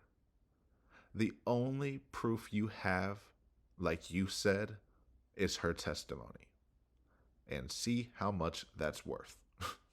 Because as I addressed previously, I read all the authorities. I mean, State versus Owens, State v. Thomas, Powell from the United States Supreme Court, which reversed a Florida Supreme Court decision, all talk about what's required by Miranda. And that question number 9 that you're focusing on isn't included in any of those. I understand that, Judge. The right to remain. What? If you understand that, why are we here? Why, if you understand that that question under all current case law is irrelevant to the totality of the circumstances, why are we here? Why are you telling me that it matters with not supporting anything? Just damn. Silent, the right to an attorney, before and after questioning. If you can't afford one, one will be provided to you. Everything you say can and will be used against you. Those are the things that Miranda highlights. That Miranda opinion itself says that. So what does question number 9 have anything to do with those things if the state case law and the federal case law, including but not limited to Miranda itself and Powell, and then the state case law of Thomas and Owens, all of which were provided either by yourself or by the state, identify what's required, and that's not one of the requirements. She has a duty to read the rights. But they were. I want to finish my argument. Okay. She has a duty. Okay, now he's starting to sound like Sarah, and it's freaking me out. When she's always like, if you don't mind, please. Well, excuse me, please. Da-da-da-da-da. Just, I want to make my argument. I want to do this. Shh, no, let me keep going. Sure, make your record. I get it. Judges aren't always offended by that. Some are. Some will tear you the F out for trying to do something like that. This one is very relaxed. He doesn't care. He's going to let you dig your own hole. But he's asking you very simple questions and providing you with very basic answers. And now you're deflecting, saying she has a duty. What does that have to do with Sarah giving involuntary statements? She wanted to talk to them. She did.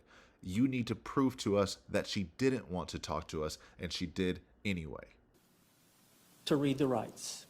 She has an obligation to ensure that Sarah Boone understands her rights by asking that question. Do you understand the rights I've just read? And then there must be a waiver. Yes, I understand the rights, and I agree to speak to you now. So for that to be freely and voluntarily given, that statement, there must be a conscious waiver of the rights. The problem with the detective is she reads the rights, do you understand the rights, and then she goes right into questioning.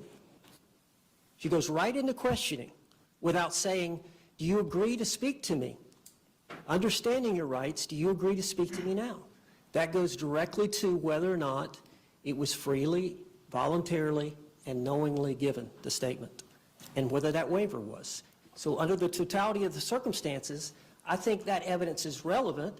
It's the policy of the Sheriff's Department. Obviously, she had an old Miranda Rights form, but she failed to read what we perceive as a critical question, and she's going to testify about what she perceived at the time that the detective failed to read that question and how it ties into the case. I understand that all they have to read is those four, but I think... No. We're done there. You just admitted. You know that they only have to read those four questions. I do not care about what you think, and how you think law should work. You just told me you know how law works. And you have to fight law with law if you want to upend the already set standards. If you know only those four questions have to be read, I need you to cite something that tells me you need more. And you won't do it, so stop wasting time. Under the totality of the circumstances standard that this court has to apply, that should be a consideration the court should consider. I know it was an honest mistake. She had an old card. But still, I feel like it should be considered in your decision. Anything else, Mr. J? It's essentially the defendant stating that they want to make new case law. I'm going to sustain the objection as relevance by virtue of the decisions in Thomas 351, Southern 3rd 197, and Owens 41, Southern 3rd 352. There's, it's not relevant as to what the questions need to be asked for the purposes of whether a sufficient Miranda waiver was given.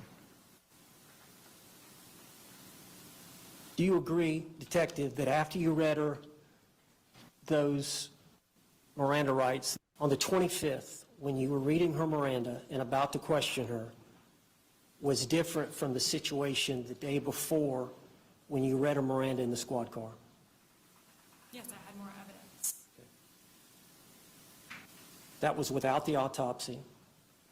That was without the two videos from her phone in the squad car.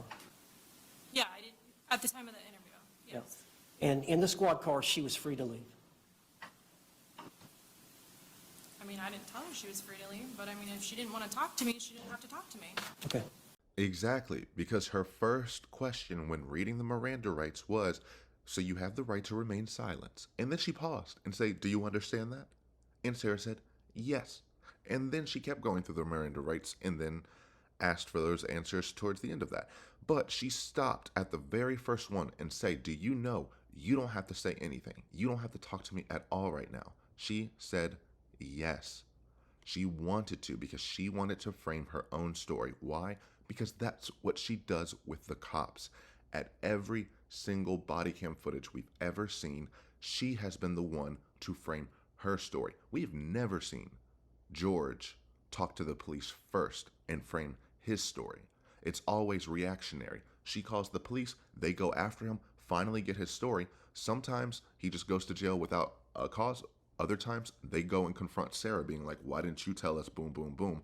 Why is his neck scarred up? Why does he have all these scratches? And then they confront her with her lies. This is a pattern of behavior. She wants to talk to the police. She has never not wanted to talk to the police until that 911 phone call when she was forced to call by Brian. And I say forced to call by Brian because if Brian agreed he would have helped her, she would have never called the police, ever.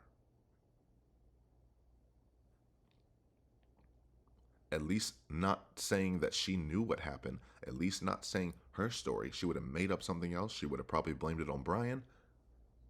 She probably still is going to blame it on Brian, but we'll see.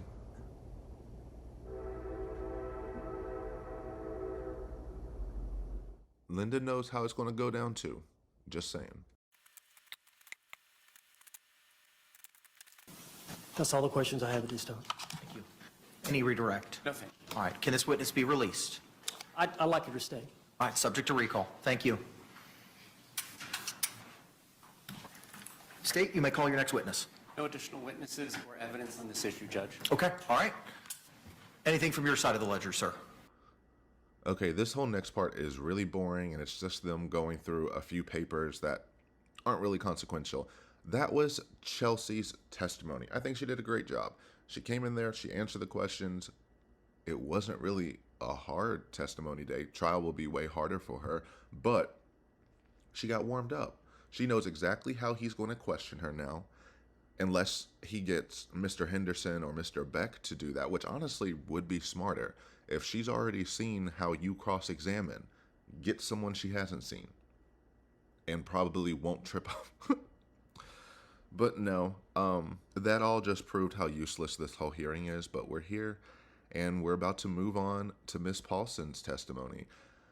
I have no idea what to expect out of this. Actually, that's a lie. I do know what to expect out of this. A train wreck. Lies, deceit. She might get angry, I don't know.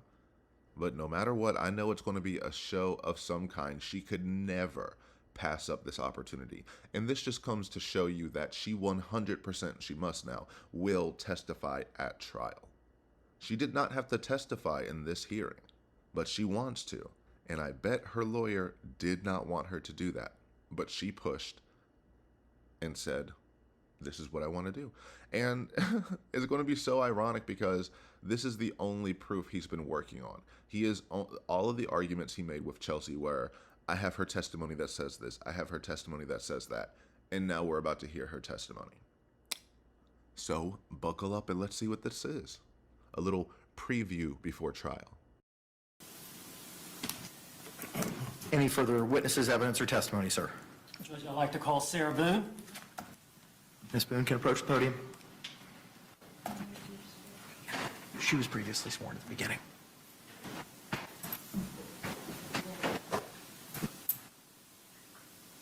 Judge, I'll be here. We're good. Yes, sir. Hang on, the deputy's got to move her. And while we wait on that, I wish I could have been a fly on the wall while Kranick was watching this, because he just seems so shut off. Of course, he is so great at controlling his emotions, as he should be. He's a great judge, but you can just tell there's just a slight undertone of over it all. And he's had that for a while, but it's even more so of like, oh, there's no redeemable qualities around you, and you've been lying to my face this entire time. Okay. I'll tell you about that at sentencing. I bet he's already drafting what he's going to say at sentencing. Where are you currently housed? At the Orange County Corrections Department. Have you been there since February the 25th of 2020? Correct. Was that the date of this interrogation that we're here for on this motion? Yes. All right. Let me take you back Where else would she have been? I get it. You're trying to be like, isn't this so awful that because you gave all these involuntary statements, you were arrested without probable cause, or it was involuntary that you gave those statements, and those statements were the reason that they arrested you, and because they did that, you have been living in jail for the past 4.5 years. Are you so sad? Oh my God. I don't care.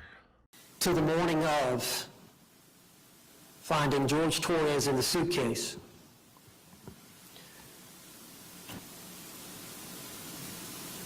you called 911? Yes. That's a lie! That's a lie! Oh, don't try to be cute now. Own up to it. You called Brian. Actually, you didn't call the police. You didn't call the police at all. Oh my gosh. You did not call the police when you found him dead in the suitcase. You did nothing. You told us you were awake that whole morning. You did nothing for hours and hours and hours. And Brian had to call you again and again and again and again and again to see if you were going to choose to be a mother today, to see if you were going to choose to finally pick up your son so that he can maybe have a life. I don't know, do something, anything on his own. And it's not saying he was asking for that, but it's saying if you think that you might be able to have that, that'd be nice. And then when that falls through again, you have to go pick up the son and say, sorry, your mom disappointed you again. So he had to call again. You ignored all of those. Then he called again, and you finally pick up. And that's when you tell him George is dead. You never called anyone. Oops, I'm lying, because then 5 minutes later, you call Brian again to make sure that he's coming over. Even though you asked him literally 5 minutes prior, coming over, and he said, okay, fine, whatever. You called 5 minutes later. And then whenever he arrived, he told you to call the police. And that is the only time you finally called the police. So don't give me this BS of, I just couldn't believe it. I said he's in the suitcase. I unzipped him. I tried to give him CPR, and then I called the police. No, you did not. You tried to prolong and avoid it as long as possible. That's why the police didn't show up until 1 p.m. What, 12, 13 to 14 hours after he was locked in the suitcase? And you were oblivious for 13 to 14 hours about his whereabouts when there's only 2 people in the residence for 13 to 14 hours? Hell no. Is it true that Detective or Deputy Kayla Rodriguez of the Sheriff's Department arrived? Yes.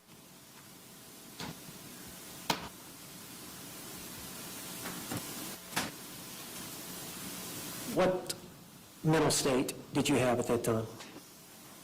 What does her mental state matter?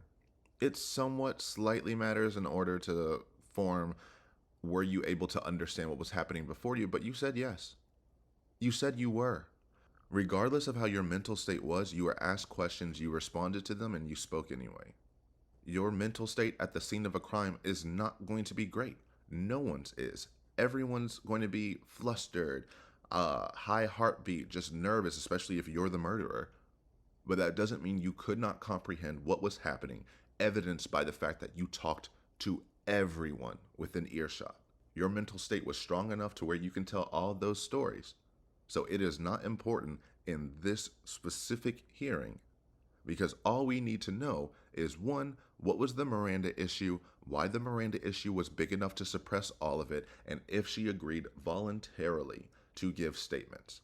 And yes, her mental state comes in to play somewhat on that level, but that is just one aspect. It is not the overweighing factor in this decision, because she said she understood.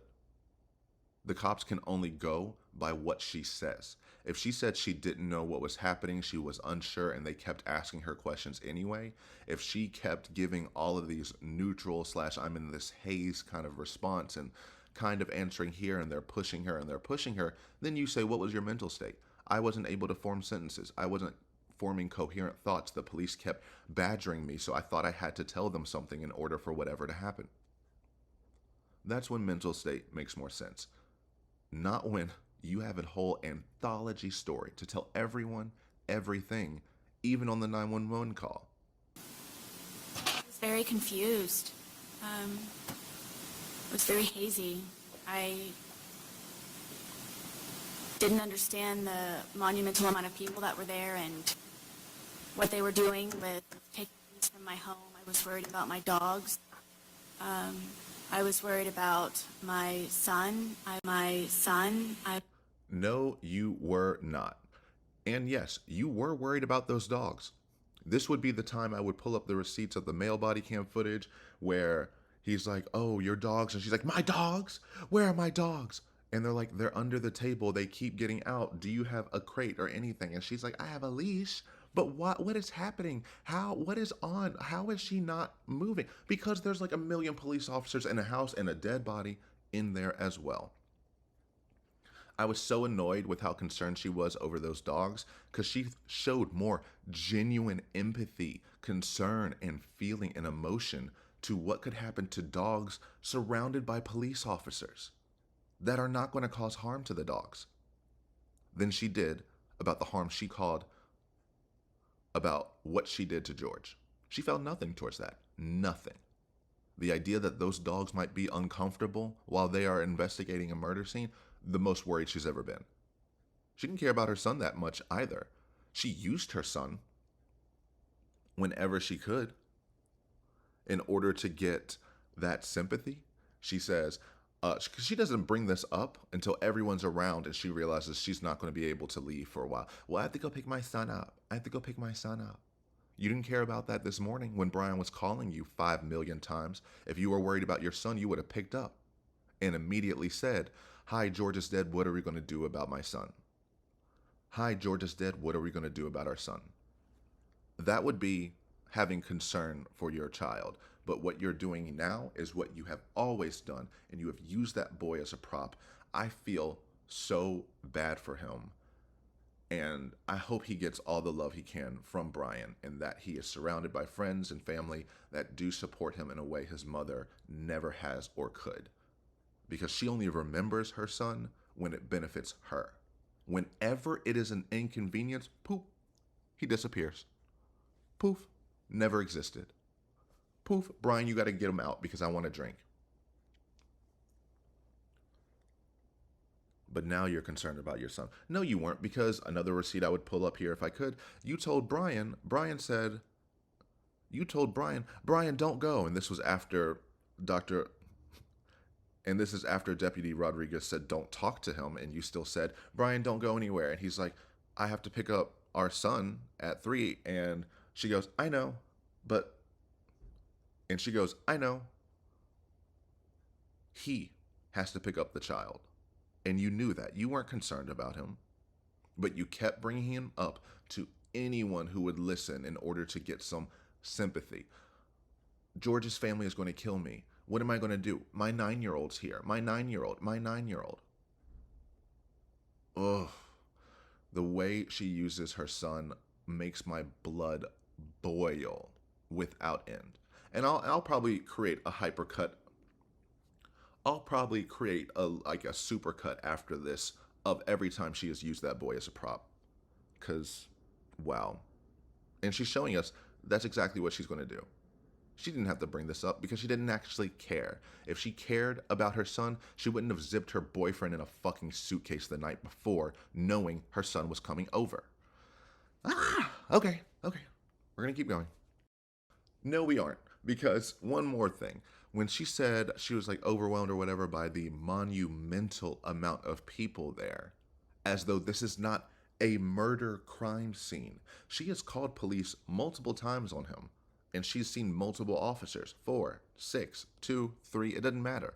She's been surrounded by police officers before when she has called them again and again and again and again. But now she is taken aback about the monumental amount of people are there. And honestly, my personal belief is she was taken aback because I don't think she thought anyone would care about his death. And when more and more and more people kept showing up for him, to find out what happened to him, to find out what you did to him, to unearth everything that happened in that apartment of hell, mayhem, and intoxication. So I bet you were shocked. You thought they would send maybe an ambulance, a few officers, they'd ask you a few questions, and they'd let you go once they heard it was unintentional. but they didn't. They made you stay outside for around 10 plus hours while you just waited and thought about your story and thought about your story and got more and more nervous as the MEs show up, as the detective showed up, as all of this and all of that showed up, and it just kept getting bigger and bigger and bigger. That's personally how I believe it. I do not believe she thought anyone would care this much that he was dead. And that's why she was overwhelmed. I was in shock. I was traumatized by the situation, and then trying to focus on everything that was going on at my home. I was hungover. I was still, I believe, intoxicated to a degree. Oh, now you were drunk. Now you were intoxicated. When 4.5 years ago, you begged and pleaded everyone to see that you were not drunk, that you were not intoxicated. We knew you were by how much water you kept begging for. I would pull up the receipts on this one too. She probably asked for water. Oh, no, I did count. She asked for water more than 20 times. She got water at least 6 or 7 times from that nasty ass spigot. So I believe you were hungover, and you might have been intoxicated with that Dr. Pepper and vodka on the back porch. What is it? I don't know what it's called, but sometimes when you get up and you're hungover, you need a drink to level it out. So in that sense, I could absolutely see her freaking out, getting another drink just to calm down, and that's why she was begging for it so much at first, and then she finally resigned and said, okay, fine, just water, and then made that her whole life's mission for the next 4 hours. But now it's the alcohol. I will actually bring up this receipt because I already made a video on it. So let's see how many times she says it wasn't the alcohol versus now all of a sudden it's the alcohol. I can't get drunk. Number one, I do not want to get drunk. Or I don't want to drink. I don't want to drink. The occasional wine, whatever, or if it's a weekend, that's when you have a good time. You don't have to wake up the next day. A little defensive, like, no, we're not alcoholics. We are not, you know. What is it? Were you guys drinking and it got out of hand and it got physical? No. Or is it, you told us you weren't drunk? No, I was not drunk. I was not drunk. Why don't you remember making the video? Probably because we had been drinking. But you weren't drunk. No. Just because I went upstairs and just because you're drunk doesn't mean that you were not drunk. That's like an assumption. Like that's what you all are thinking. Just We're asking. it's the whole it's the drinking. That's what it is. It's the drinking. And then she finally resigns herself once she realizes that lie is not going to take her any farther, and we're seeing that again right now. It is the drinking. It is the drinking. It's not the drinking. It is the drinking. I'm not drunk. I can't get drunk, but I'm always drunk, and I did get drunk, and I killed him because I was drunk, but I didn't mean to because I was not drunk. I don't get drunk. I can't get drunk. He died on his own. It was accidental. It was self-defense. I'm a battered spouse. Let me go. That's how this sounds. That's what this defense is. Objection, Judge. Move to strike. This is outside their motion to suppress. They have not made any allegations that her statement was involuntary because of her mental state or state of intoxication. Response? Judge, we're talking about, I'm just getting some preliminary information. But Her interrogation is the next day. the state has an obligation, and the case law cited by the state requires specificity in the motions. So it's not a game of 20 questions and a surprise. Okay, this is the day before the interrogation. I understand that. We're not talking about an But are intoxication. you going to be arguing anything in conclusion as to what happened on February 24th led to any coercive or coercion behavior on behalf of the Orange County Sheriff's Office on February 25? Are you going to bootstrap or link any of those things together? The interrogation in the squad car and what was said to her prior to getting in the squad car that relates to what she said about it being routine protocol, yes. All right, I'm going to sustain the state's objection. Relating to the intoxication? Yes. It wasn't raised in any of the 3 motions that have been filed. Judge, I didn't ask her that. She volunteered that. I understand it. He's correct.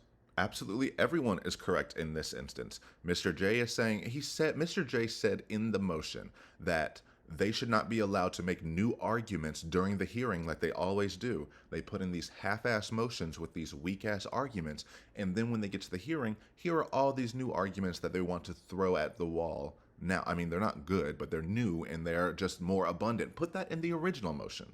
Now we're getting to alcohol as affecting her mental state. So Mr. J is absolutely correct, and objection, move to strike, get that off the record. We don't want you to be able to use that at any moment in the future. And Kranick jumps right on it too because he is over it. You can just tell. If you wanted to do a voice analysis about how he has spoken the prior hearings before seeing the interrogation versus now, I believe there's a stark contrast. He said, you're going to try to bootstrap more arguments to it. And Mr. Owens was right. I did not ask her that. She volunteered that. And this also happened in the Depp Heard trial. Heard would try to throw in anything she could. And I remember, because just that case was so high tech, they had the sidebars typed out that we could read over after the fact. And Camille got up there and laid into Elaine, being like, she is not supposed to get into that. We talked about this for A through Z reasons. And Elaine is like, I didn't ask her that question. She answered. And so now I have to just deal with whatever her response is. So you have to train Sarah as to stop. This is not for you to tell a narrative and add and add and add. And she will get shut down every time so that we can squash this out. Because I already can tell she's going to try to squeak this in, squeak that in. And when people do that, it's very obvious to jurors, and they don't really like that. Unless it's something groundbreaking. Jurors don't like seeing this, oh, you're trying to sneak something in that honestly doesn't change my opinion. It actually makes you look like you force your opinion on anyone else. But whatever, I may be too premature, but I believe this is going to be indicative of the trial where she will say whatever she wants, regardless of the question. Okay. Objection sustained and stricken. Did you speak to the deputy about what had happened? Yes. Okay. And then, were you asked to stay on scene? By both, yes. By both detectives, yes. Okay. How long did it take the detectives to arrive after you had spoken initially with Deputy Rodriguez? It was not right away. I don't know specifically, but it was not quickly. Okay. Did the two detectives, when they arrived, did they take over the investigation? It was my understanding, yes. No foundation for her to conclude anything. Sustained. You see her try to squeak in that yes? Again, when you hear objection, you're supposed to stop speaking to see if you are allowed to answer. She heard objection and just went yes anyway. And I can already tell that's going to be a pattern for her. Mr. J did an objection foundation because you have to have a foundation of why are you allowed to talk about Y or give an opinion about X. And he didn't do that. She has no foundation for that. She's not an officer. She doesn't know how crime scenes work. She doesn't know who was in charge and when and how they passed that power off. So she has no authority or foundation to give that response. And even if Chelsey got on the stand, if the first thing you say, did detectives take over for deputies when they arrived at the scene? You can say objection, lack of foundation. Then you would go back and say, are you a detective for the Orange County Homicide Division, whatever? And she'd be like, yes. Okay, cool. Now you've established a foundation of why you are allowed to answer this question because it is your profession. You have expertise. You have understanding. We can believe you. Sarah has none of that. At some point, were the detectives directing you what to do and where to go? Yes. Okay. Can you explain what the detectives told you as it relates to you getting in the car? Was the phone issue before the car? Yes. Sustained. You hear again, he said objection. She goes yes anyway. There's going to be so many move to strikes during this trial. I can already see this coming. But Mr. J said objection compound, which means compound question. You're asking two questions at the same time.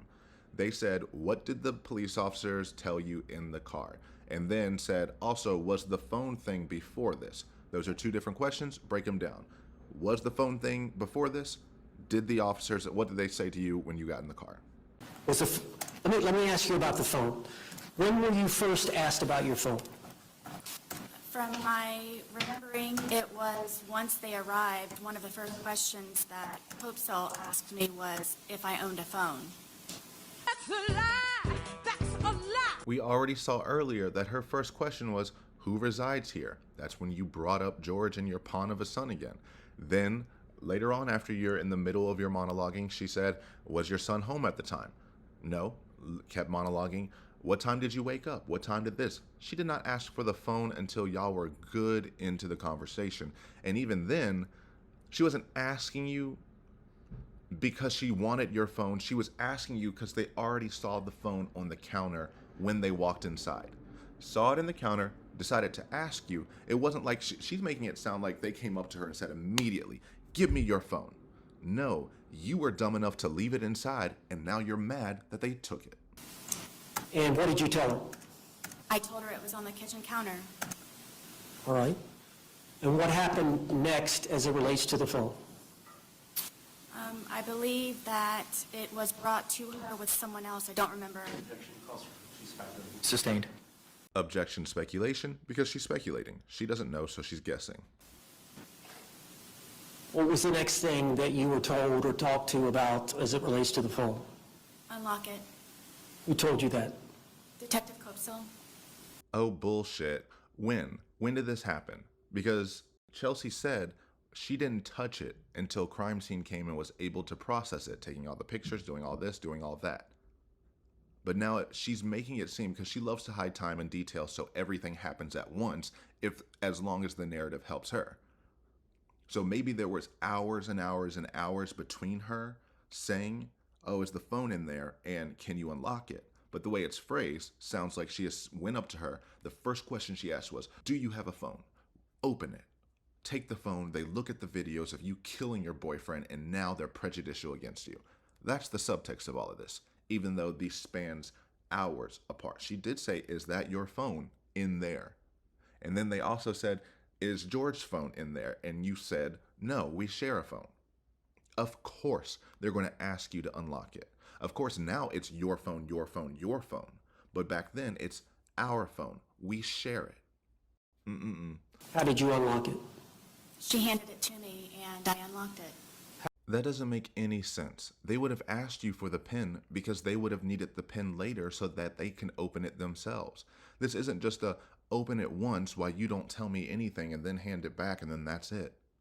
No, they probably asked you for the PIN and you gave it to them. But because it's you, they handed it to me. I put it in myself. They handed me the evidence. The evidence, that they need to bag, see fingerprints, see if there's any skin cells, see if there's any blood, see anything. They put it in my grubby little hands and had me unlock it. Bull. How do you unlock your phone? It was with a passcode. Okay. And when you unlocked it, did you give it back to the detective? I did. All right. Did you ever see the phone again? I did not. Okay. Oh, the horror, the inhumanity of never getting your phone back. Why are we still talking about this? And as if they would just hand it back to you when you could just smash the phone on the ground after that. None of it makes sense ever.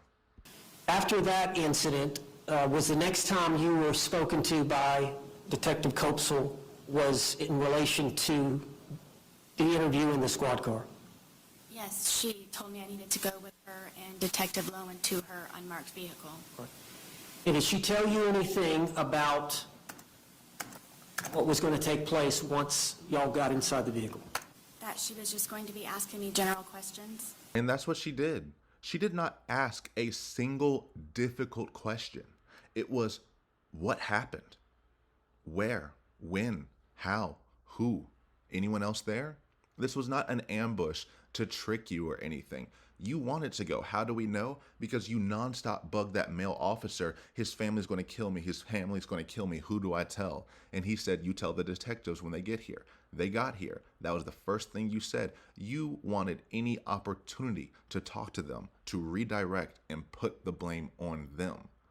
My life is in danger because they're going to kill me. So I need to tell you that again and again and again. But now it's, she forced me to go to her cop car and she said she was going to ask general questions. And then I couldn't answer the questions and they made me seem very guilty because I am guilty and now it was a trick. Trick, please. All right. Was there ever any mention about normal protocol? Not that I can recall. Okay. What about once you got in the squad car? I don't recall the squad car. Okay. And that was recorded for the court to consider. And so she read you your Miranda rights? Yes. All right.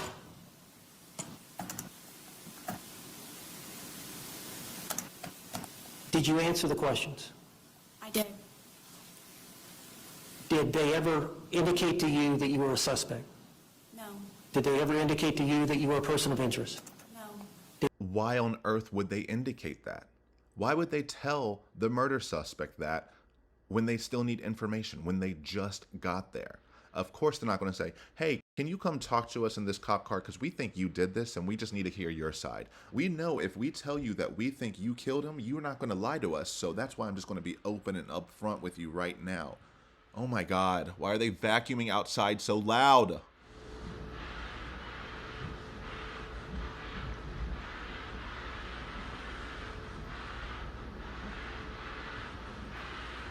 At this point, I just want to get this done. I know there's a lot of people mad at me that it's taken so long to just get through this. Whatever, moving on. Did they ever refer to the videos that you recorded on your phone from the night before? No. Were you ever questioned about those videos at the scene? I was not. All right, after they finished interviewing you in the unmarked vehicle, were you allowed to get out? Yes. Were you allowed to leave the scene at that point? I was instructed by both to not. Okay. And how long did you stay on the scene? The entire time. How long was that? How long did it take before the investigation was completed? 10 hours or more. Okay. At some point, did they all leave? Yes. And at some point, did they tell you they were finished with the work there at the scene? Yes. Okay. What did you do? I went inside my apartment and gathered a few things, and then I went to my former husband's residence where my son was located.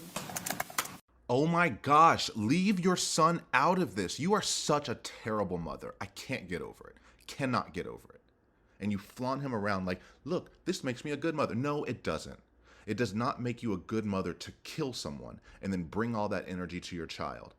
Where your dad just had to explain a few hours ago, oh, hi, your murdering mom is coming over to stay with us. And I know that guy that you formed some form of relationship with that no one said was a bad relationship is now dead because of your mom. But she loves you. So here she is to disrupt your whole life yet again.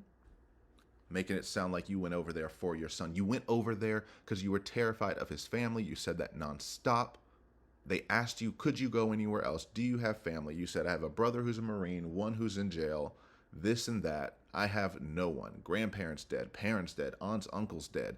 You pulled out all the sympathy card, and then after you got nothing in return from them, then it's, well, I think I can go over to Brian's house. He won't mind, which you knew from the get. Now it's, I had to go over there because that's where my son was. Urgh. You're not talking to a jury right now. You know this, right? You're trying to convince Kranick to your right. So this bullshit with the son is not going to help. All right, and how far was that away? About 5 minutes. How did you get there? I drove Okay. What was the reason that you wanted to stay over there the night? because I was terrified of his family. Boom. And there it is. So you didn't need to bring the son up at all. You went over there because you were terrified of his family, which this is just another thing that you had no issue telling the police, they're going to kill me, they're going to kill me. I'm afraid for my life. I'm terrified. I'm so scared for my life. I'm afraid they're going to kill me. They're going to. You had no issue telling the police officers that. And you have no issue calling the police. Why didn't you call the police on George and say, I'm in fear for my life, if that is what happened?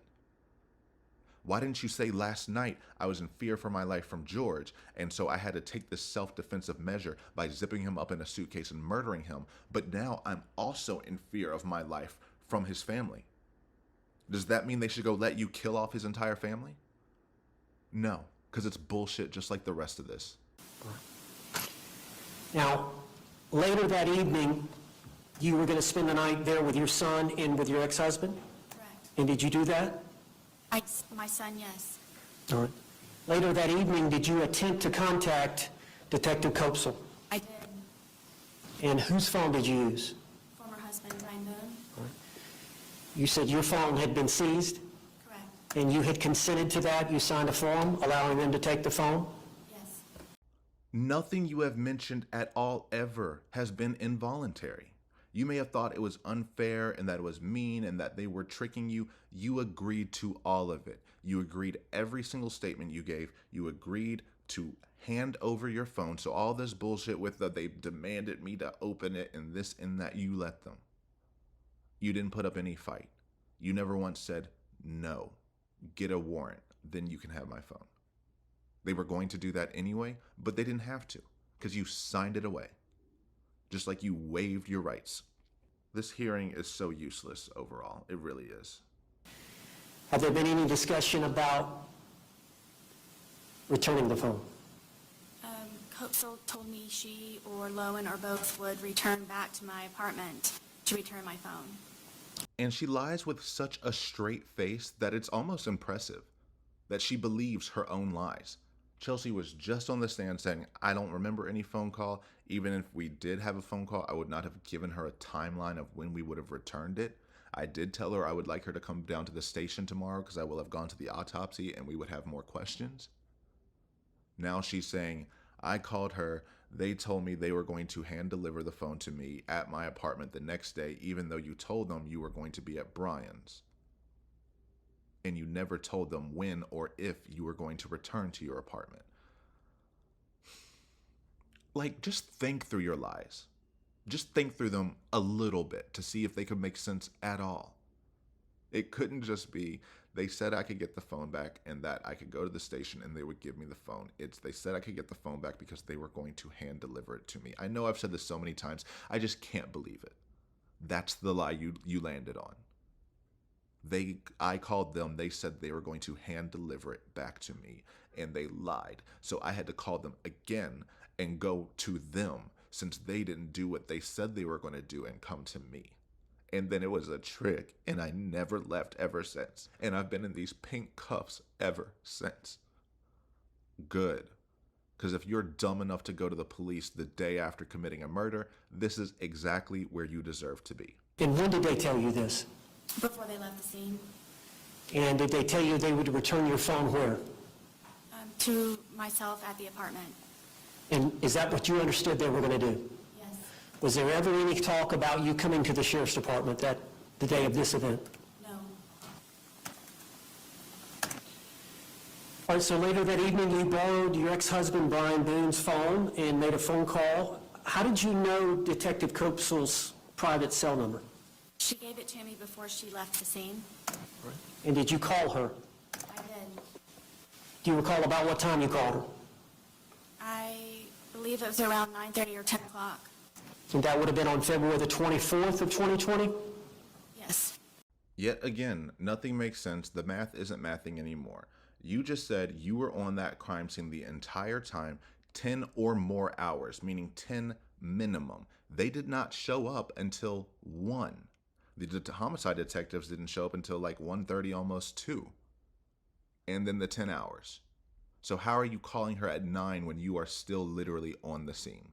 And if they told you anything about giving back the phone, it's because you probably hounded them. And they can lie about that. None of this means anything. We are so far away from anything relevant. I'm surprised Mr. J hasn't objected to this. Why is this relevant? How is this relevant to the Miranda issue? It's not. Mr. J, please do something.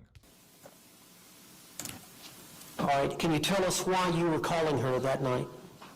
Before she left and giving me her personal cell phone number, she told me if I were to recall anything or if I just wanted to talk to her about something regarding the case for me to call her.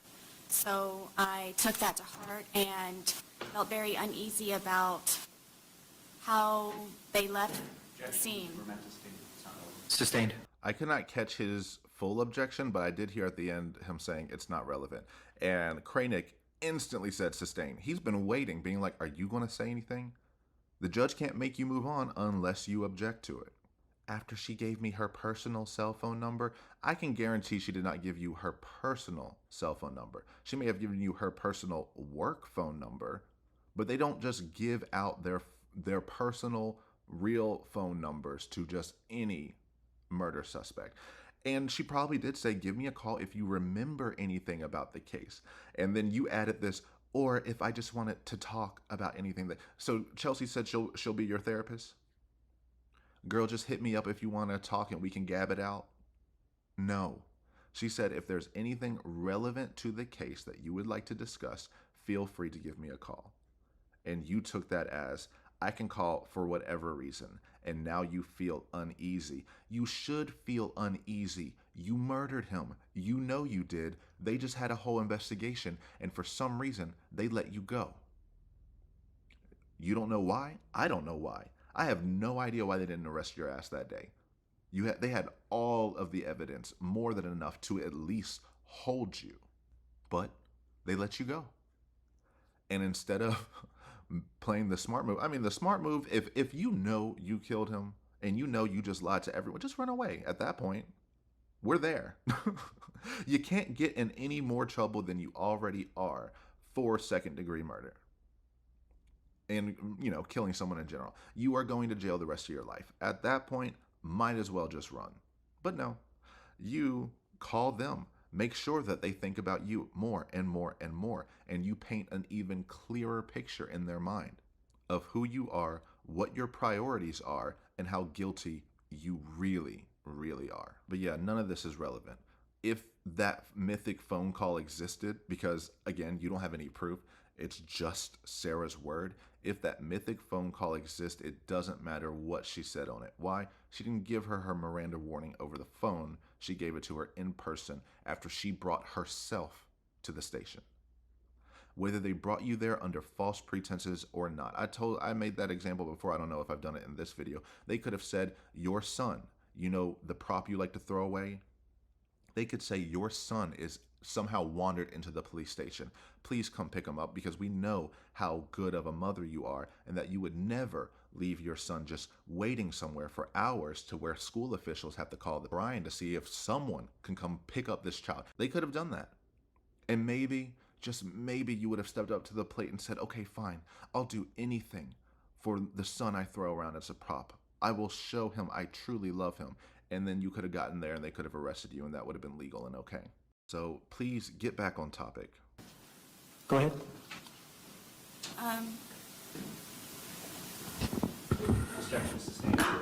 There's no pending question at this time. Okay. You were concerned about the case and you wanted to call her. Yes. And did you talk to her?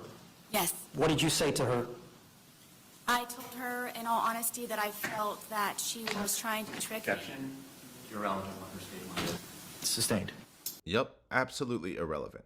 And you called her to say, I think you're trying to trick me? What have you been doing since the moment they got in front of you? How, and this is how her mind works. She can perceive every slight against her and has to confront that if this mythic phone call actually happened, but can't take any responsibility or see anything she's done herself. She did nothing but lie to every living, breathing organism at the crime scene. But now she's calling saying, hey, I think you were trying to trick me because you didn't arrest me and you didn't say that you understood that this was unintentional and that I'm actually innocent and that you're just going to drop this. So I think you're trying to trick me. And that's why I'm going to bring myself to you.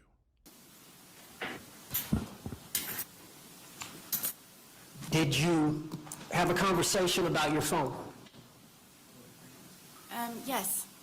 I asked her. Answered. Overruled. No, Kranick, no. This absolutely was asked and answered. Please let us move on.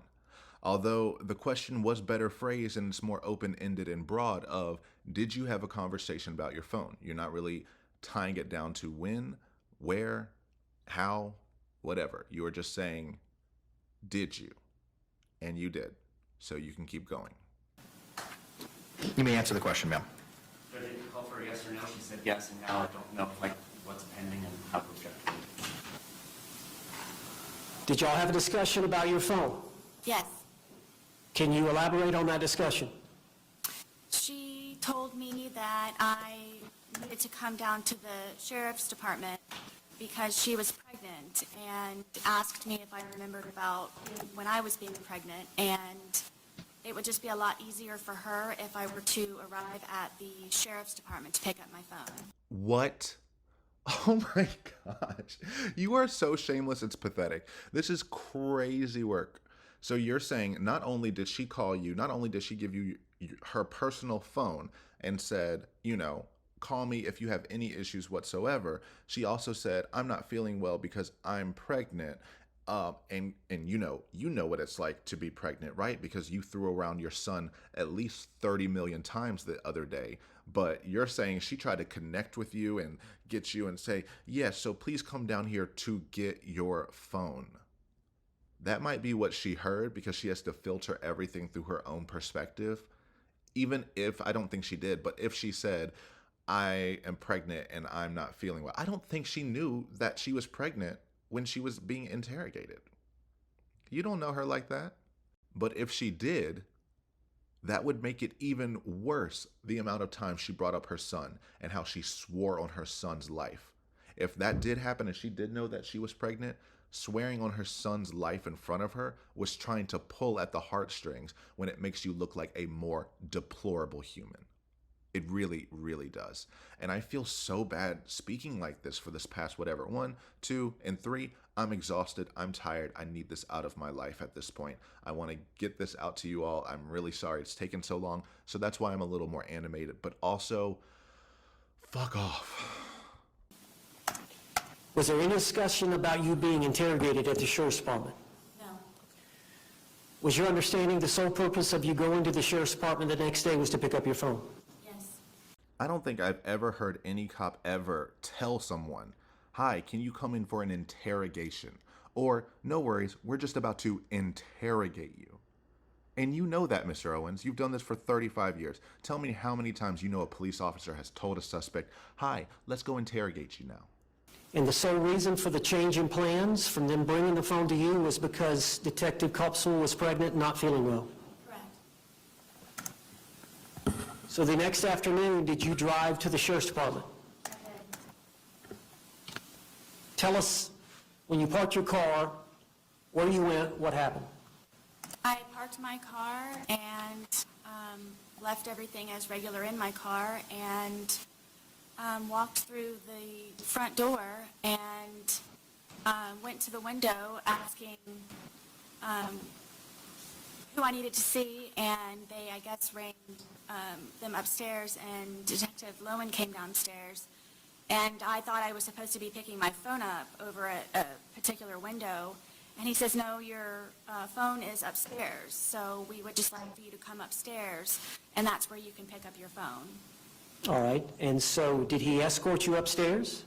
He did, How did y'all get upstairs? in an elevator. And what was he wearing? I believe he was wearing a red shirt along with his firearm and black pants. There it is. I was like, why are you asking this? Who cares how you got up the steps, whether you took the steps or you took the elevator? It doesn't matter. What was he wearing? A red shirt. Oh, he was wearing his firearm, his gun, as though every police officer in that station also wasn't brandishing a gun. Trying to say, oh, look, I was so intimidated because he had a gun. Everyone did. All of those officers you talked to yesterday, Deputy Rodriguez, she had a gun. The male officer, he had a gun. Everyone else you went to talk to, guns everywhere. But now it's an issue. His firearm was on his waist? The entire time, yes. Okay. The entire time. Of course, the entire time. You think he's just going to take it off and put it down on the table next to you?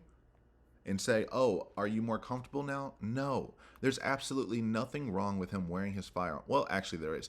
There's nothing illegal with him wearing his firearm around you. I think, what was it? The behavior panel mentioned this, and I'm not going to go find it or clip it, but they were talking about how like it was such a stupid decision for him to wear his firearm during the interrogation because she's the danger. Because you never know who you're in the room with. And she could have taken that gun and killed both of them. She could have. That's why it was a stupid move for him to wear his firearm. Because she could have easily, not easily, but in her fit of rage and just the way she is, she could have grabbed that gun. That's why he shouldn't have worn it. not because it would intimidate you and make you feel uncomfortable.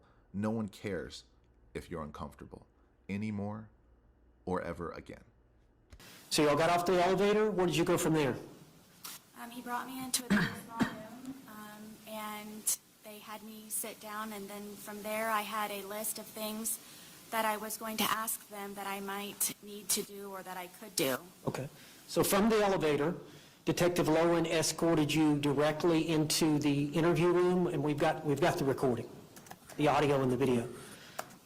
You didn't go anywhere else prior to that time. Was there any discussion that you made outside, any discussion between you and either detective about anything, the phone, questioning, anything before walking into that room? No. Okay. So directly off the elevator and walked into the interrogation room? Correct. And then we've got the video on that. Now,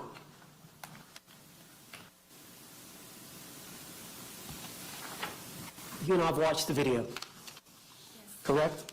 And you've seen the motion where I've referred to the questioning where she asked you to sit down. Yes. Do you recall that happening? Yes. Did that refresh your memory watching the video?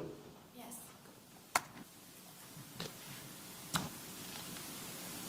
Low-key, I would have loved to see both of them watch that interrogation, because part of me feels like it's just him, his face melting and slip. Well, actually, no. He's known about this case for a while. He should have seen that interrogation video. But I believe Sarah would be trying to reframe everything as every question's coming out. This is wrong, this is wrong, this is wrong. They did this, they did that, they did this, they did that. I meant this, I meant that, I meant this, I meant that. And now he only has her facts, her statements, her lies to support him. Because she's the type of person who won't let you not believe them and will do anything to make sure that everyone's on the same page and that you know what her truth is and that that is the truth. And if you deviate from that, there will be hell to pay. Do you recall her saying that she had received the autopsy? Yes. Do you recall her saying, I want to read you your rights again because we have to talk about that, referring to the autopsy? Yes. This was prior to you being read your Miranda rights. Correct. And she also said, we're not done talking about the incident. You recall that? Yes. And then she said, we just have to do it. Yes. How did that make you feel? Sustained. Stop asking about her feelings. How she feels does not matter. It is whether she gave voluntary or involuntary statements based off of coercion or what have you. This one question doesn't cut it. How she feels about the situation doesn't matter. She still agreed to them. Were you trying to comply with the officer's demands? Overruled. In every way. Were you trying to cooperate? In every way. Were you polite with them? Very. Girl, what? Also, first, did you catch this face? When Mr. J interrupted, this is the real Sarah coming out. She is holding her lips in, trying not to explode. That side eye, that is who Mr. J is going to pull out. I can't wait to see it. He is going to get her to break during trial. Absolutely. But I was trying to cooperate. No, you weren't. You were trying to get them to believe your lies so you could leave. And that is complying in your mind. And I was very polite, my ass. But of course you are. Of course you think you do nothing wrong and that you're nice to everyone. Well, let's see. Were you really respectful or not? What is it? Were you guys drinking and it got out of hand and it got physical? No. Or is it? If I hadn't been drinking, you still think it would be the same thing? Or is that what you all are trying to do? To portray me as? We're not trying to do anything. You're lying and like you're now changing Who's your lying story. about what? You're now you were drunk. Oh, I never said that I was drunk. Exactly, but you did here today. I'm telling you all both. This has changed my life. I will take this. And then it's all backfired on me. Like, it's all backfired on me. And I understand the severity of this. You did. It's awful, I know. Okay. It's awful. Alcohol is a shitty thing. It's alcohol. Not, again, The reason that you killed him? you all, Please sit down. listen to me. Please sit down. You all, listen. Stairs. Okay, well, it's not fair. It's not fair that you guys keep trying to say that that's what I did. See, this is what happens. It's not fair that you guys, just because he has those, automatically blame it on me. And it's not fair that you all are assuming that the marks that he has on him are from me. And the whole time frame thing, it's like, Regardless. that's not really fair. Regardless, waiting for him, it's not like you... They see you every day. How many, Oh my you had two neighbors you gosh. went to and asked to go See, use the that is restroom just and not you said no. fair. Hold on. Everything was fine and dandy. I wouldn't call Everything. it fine and dandy. Was fine and dandy. And that was her being very polite. You can also see the differences in how they sound, how she's using this little age regression voice on the stand, trying to be like, oh, I'm just so gentle or whatever. But in the interrogation, that's her normal volume. That's normally how she talks. And it's normally accompanied by this face. And when she said that, we just have to do it, you said just like we did yesterday. Yes. And then you said normal protocol. Yes. Is that what she had said the day before? What do you mean? Normal protocol. Yes. Had she said the same word? You said normal protocol to her. I was reiterating to her what she had said to me the day before.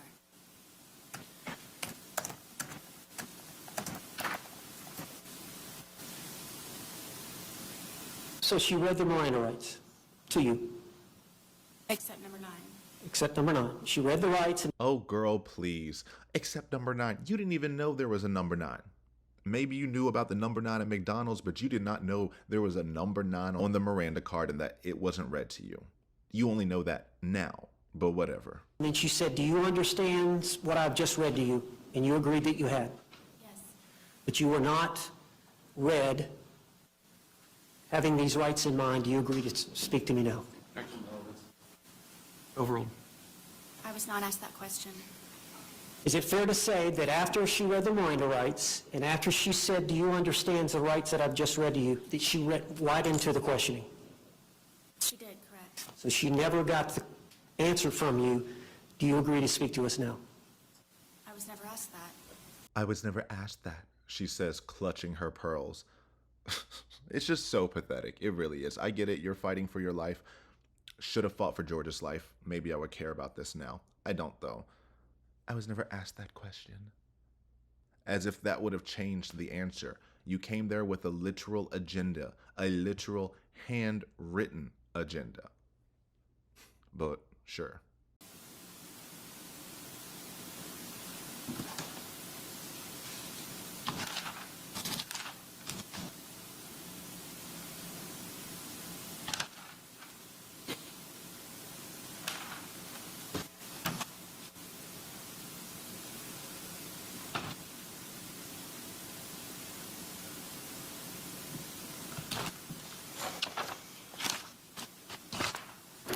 The way that she acted, the things that she said,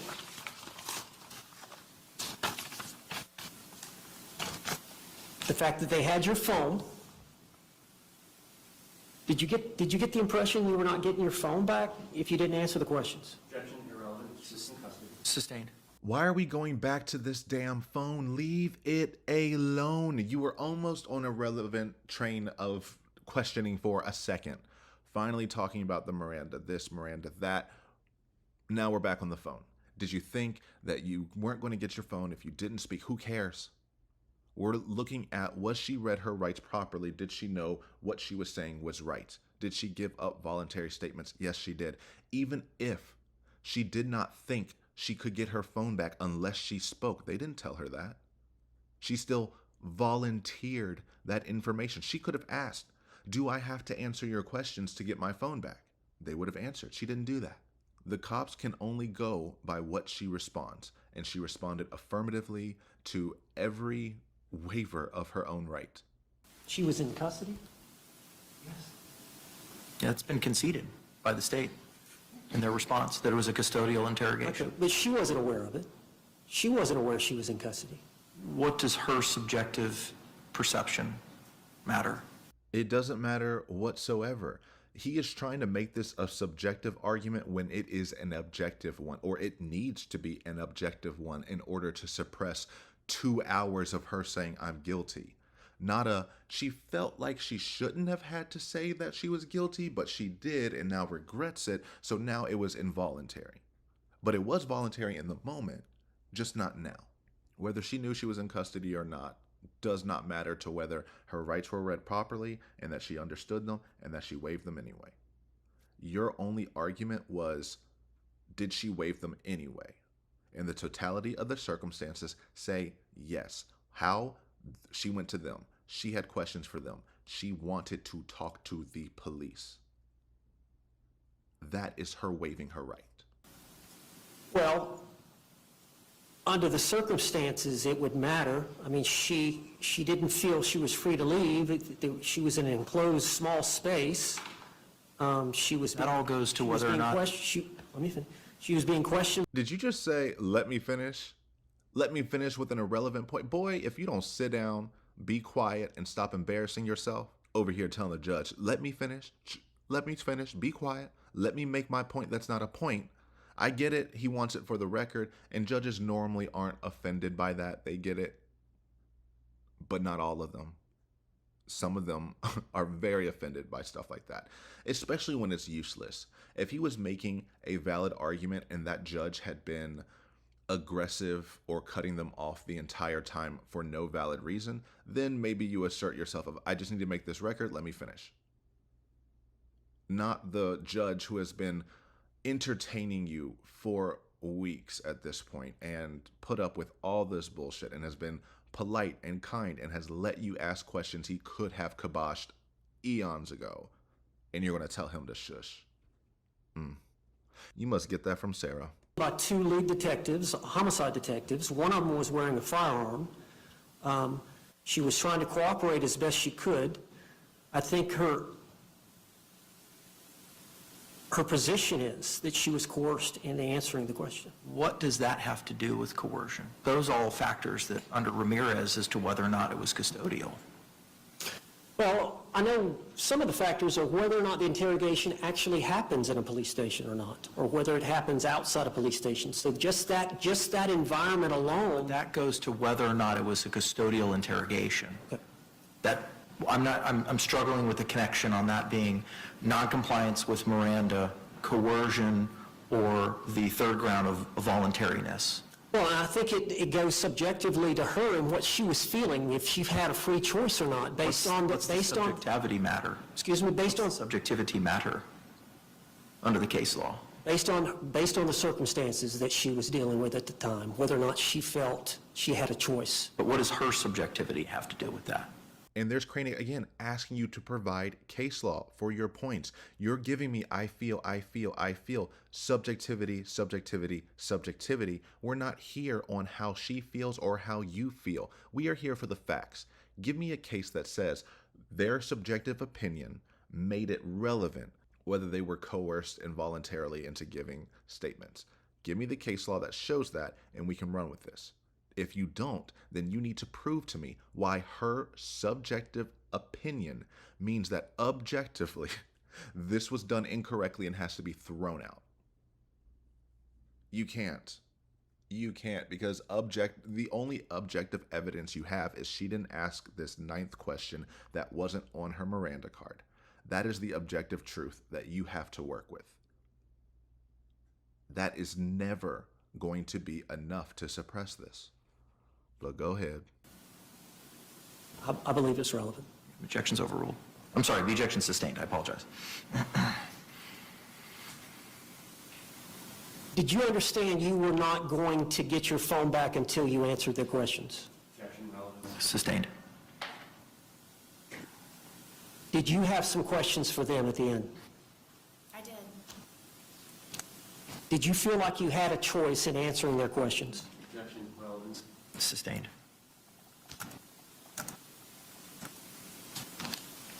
Ma'am, that day, you came to the sheriff's department to get your phone? Yes. She was about to say, that's what I already said, because this question has already been asked. You can see she's already getting exacerbated, because it's like, are you going to further this point? I have lies that I would like to say.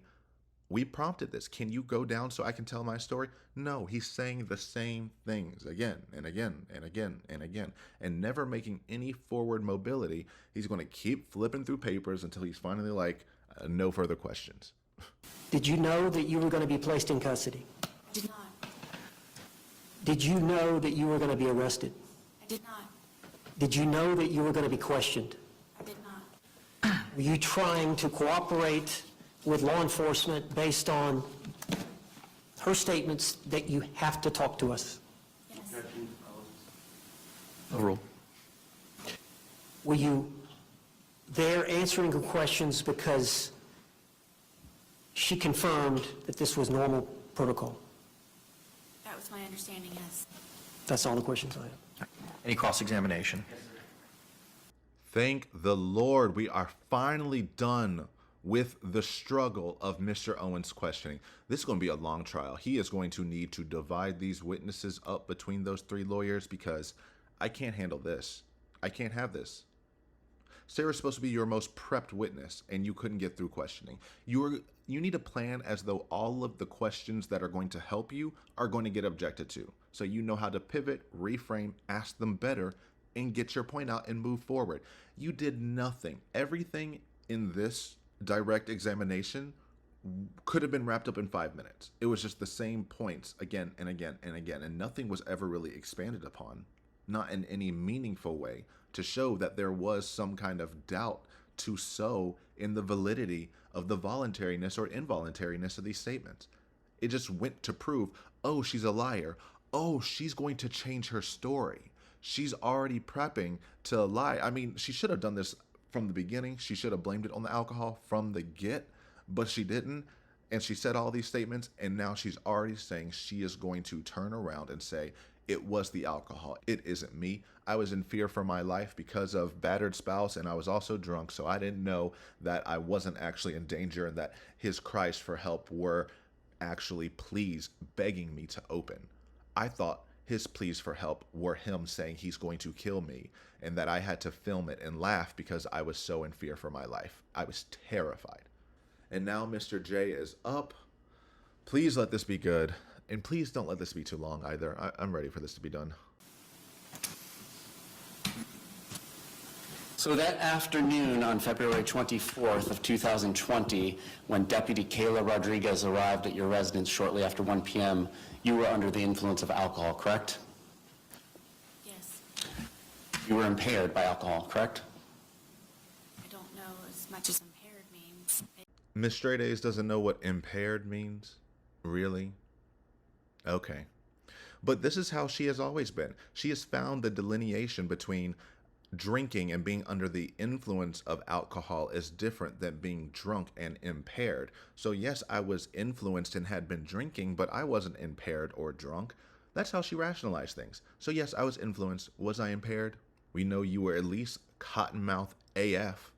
It impaired your ability to speak or act rationally.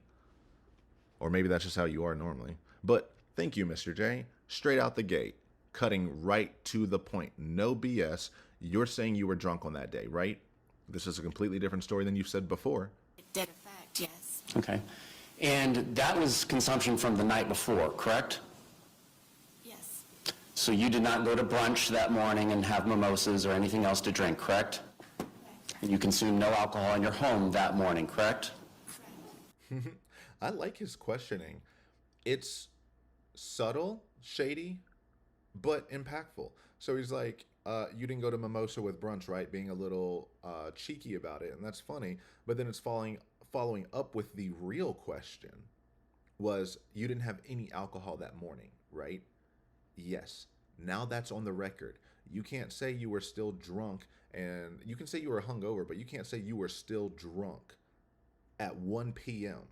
if you hadn't drinking anything since 12 hours before.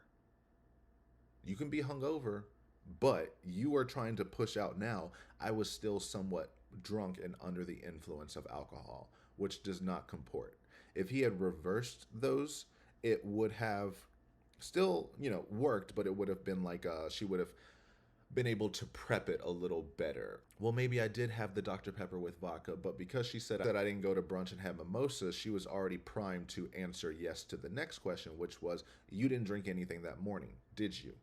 Yes, I believe she did, actually. Brian said that she needed a drink. So I don't believe she would ever tell him that she needs a drink and then not get a drink. But that's on the record, and he can use this later if she tries to bring that up.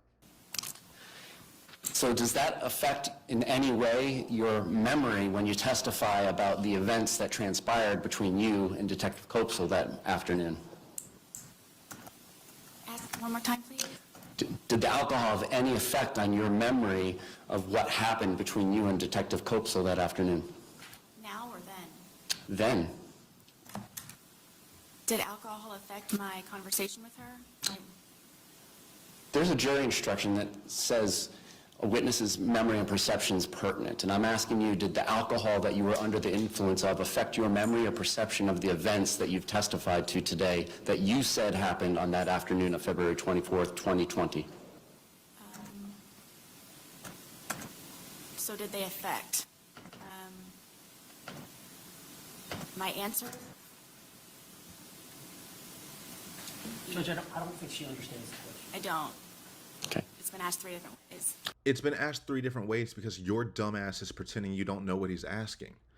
And this is going to happen, and I can already tell this is what it's going to be. She could answer every single misplaced, misconstrued, terrible question asked by Mr. Owens, but giving a clear and coherent question from Mr. J, I have no idea what you're saying. He's saying the alcohol that you just admitted you were under the influence of, did that affect your memory of what happened when you talked to Chelsey the later that evening? That's not that hard of a concept. She wants the question to be, did that alcohol influence your answers to her, so that she could say, yes, they did. That's why they didn't make sense and they contradicted themselves, because the alcohol affected how I answered. And Mr. J knows that. That's why he said, did it affect your memory? Getting to the point of, why are these statements different? I'm not asking if the alcohol affected your answers. I'm asking why right now versus back then, the memories you had of the conversation with Chelsey are completely different. And she had the audacity to say, did they affect it now? Well, have you been drinking now? You might have that prison hooch, but you said in the interrogation, I'm through with alcohol. I'll never drink again. Punishment in itself. I guess it could be slightly confusing. You just need Mr. J to break it down. Didn't you just say that you were under the influence of alcohol? Yes. Did that alcohol have an effect on your memory? Yes or no? Did that alcohol affect your memory with the conversation you have with Chelsey that afternoon on February 24th, 2020? You have to kind of build it up. Break it down, build it up. Any person of average intelligence would be able to answer that. She can answer it. She doesn't want to answer it. So she's looking for a way to reframe it, and he's not giving her that out. So now she has to play dumb. Or maybe she just is stupid, right? I could just be giving her too much credit. So we'll leave it at, you were under the influence of alcohol that afternoon, correct? Judge, I think she said she didn't know what, she said that she had alcohol under the influence or impaired. The objection is, the court does not entertain speaking objections. The legal grounds need to be provided. What are the legal grounds of your objection? I know that she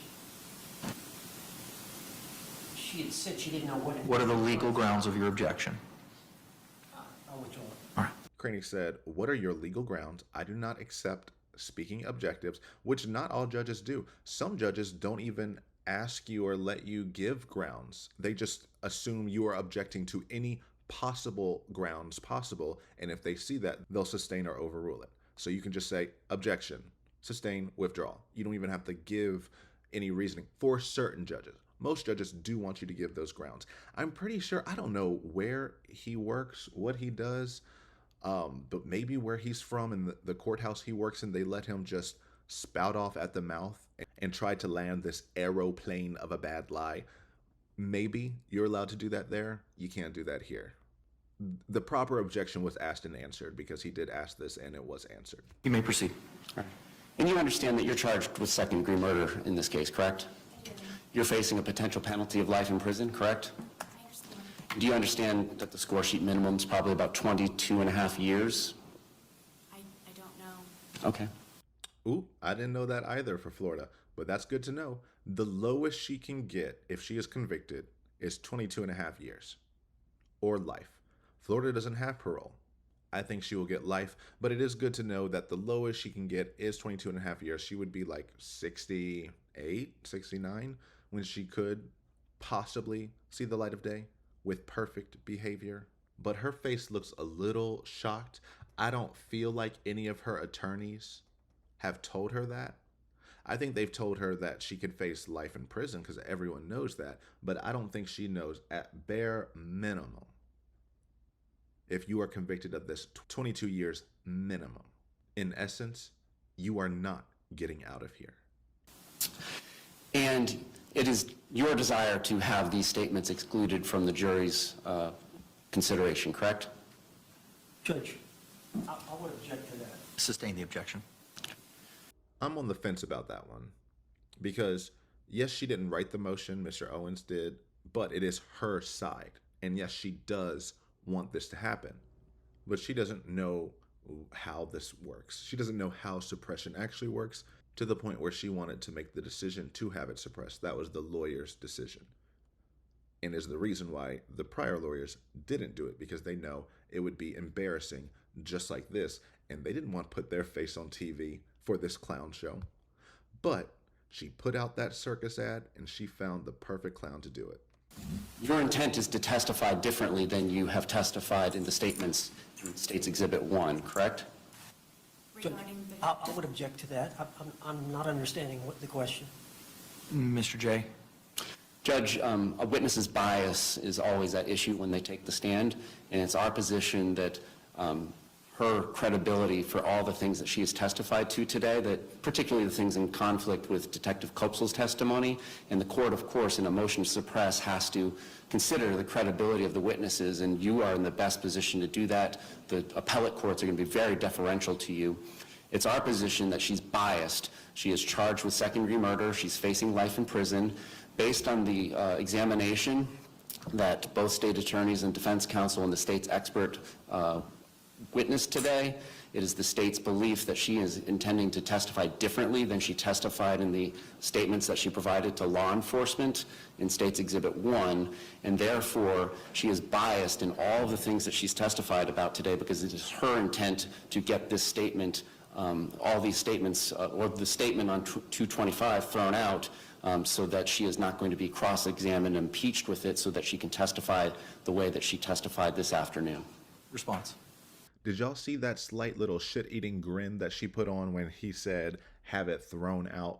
Yeah, that is the goal, and I know she's trying to hold everything back, but the question was absolutely fair of, you plan to testify differently. Why is this relevant to the motion to suppress? Because you will say anything right now to get that suppressed. Why do you want that suppressed? Because you are going to lie and say something completely different. And if I can't use this to throw your words back in your face, you know, your words the day after you killed him versus 4.5 years later, which you want everyone to believe, you want to get rid of the past you so the current you can lie her ass off. But she's bad at lying too, so it wouldn't help anyway. But that is what you're trying to do. And that is why this question is, in fact, relevant. Judge, I agree with the impeachment about being under the influence. I agree with the impeachment about what she's facing, that she may be biased because she's facing potentially life in prison. He claims 22 years on the low end. I agree with all that. Again, is this Prosecutor Owens? Why are you agreeing with that? That's fine, you can agree with that internally. You don't need to say that. You just need to tell me why you don't agree.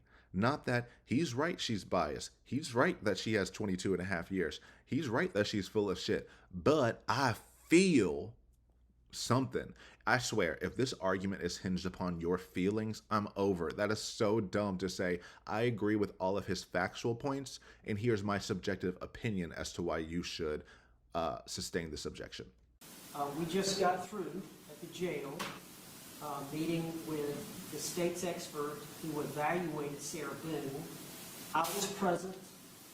The two prosecutors were present. It wasn't recorded. He can't be a witness now. If he's going to question her about what was said during that evaluation, then he's putting himself potentially to be a witness down the road. I don't think that's proper cross-examination about what she said there versus what she's saying here. Anything further? Mr. J. I am not specifically asking her what she said that was different. And obviously, if I did and she testified differently, I would have to accept that answer. There's no way for me to extrinsically impeach her with that due to the brevity of the time frame that we have all been subjected to. But I do believe it's a fair question to ask her whether or not she intends to testify differently than her statements that are in State's Exhibit 1 and consistently with how she testified this afternoon, and that she understands it would benefit her if these statements are excluded. So I'm going to sustain the objection based on how the question was asked. I'll allow you to revisit it based on how you just explained it to me. You gave statements to an evaluator this afternoon, did you not? I did. All right. And without going into the details, would you agree that there are some differences in those statements as to what is in the statements you provided to law enforcement on February 25th of 2020? Yes. And you understand that I would be able to cross-examine you on giving inconsistent statements at trial if you take the stand, correct? I understand. And so you understand the benefit of this motion to suppress being granted? Of course. No other questions? Damn. Mr. J is perfect for cross-examining her. She doesn't even realize that she fell right into his hand. Because they were simple questions. It's saying, you realize that those two testimonies were different, right? Yes, now that's on record. It's on record that you know your stories are different. And you understand that it would benefit you if you got that interrogation thrown out. Yes. Okay. So you just admitted you know the stories don't line up and that you would benefit if you believe the story you are telling now and got rid of the story that you were telling then. And then he got out of there.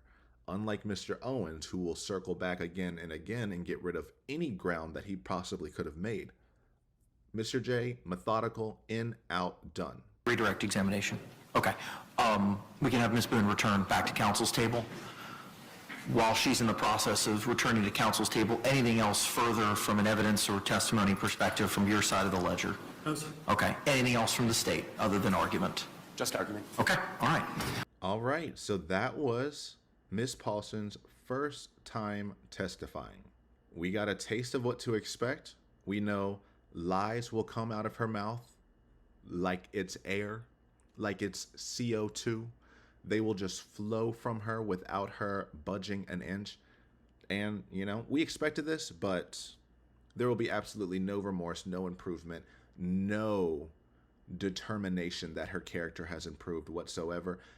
She's going to get life. If this trial goes, because at this point, I think plea deals are off the table. Too many people have been paid. Too many things have been set. We are too close to that now. Here we are. I mean, plea deals are also always technically on the table because you want to spare the family as much, the family of the victim, as much torment and torture as possible. However, I do not think the plea deal is as nice as she would like it or as nice as what they offered in the beginning. I wouldn't. If they first looked at all of this and they offered her a low plea deal and she didn't take it and then made us go through all this, nope, we're done. No more pleas. You rejected the plea, and now we're going to trial, and you will be going to jail for life. Once Ms. Boone's seated, we could proceed with any argument. And as the court identified previously, I have reviewed all y'all's authorities that were provided.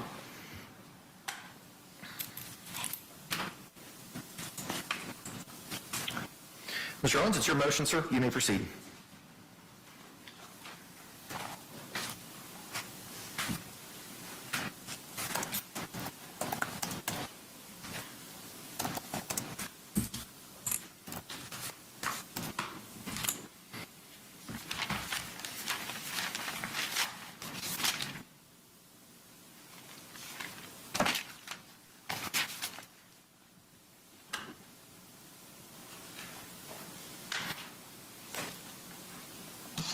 Judge, my understanding of the law regarding Miranda. First issue is, was the defendant in custody, was the suspect in custody? Was it a custodial interrogation? We have agreed or stipulated to that fact. We're referring to the 2-hour interrogation at the Orange County Sheriff's Department. Specifically, we're referring to about the first minute or two of that video. And I think under the totality of the circumstances, the court has to determine whether freely and voluntarily and knowingly given under the circumstances.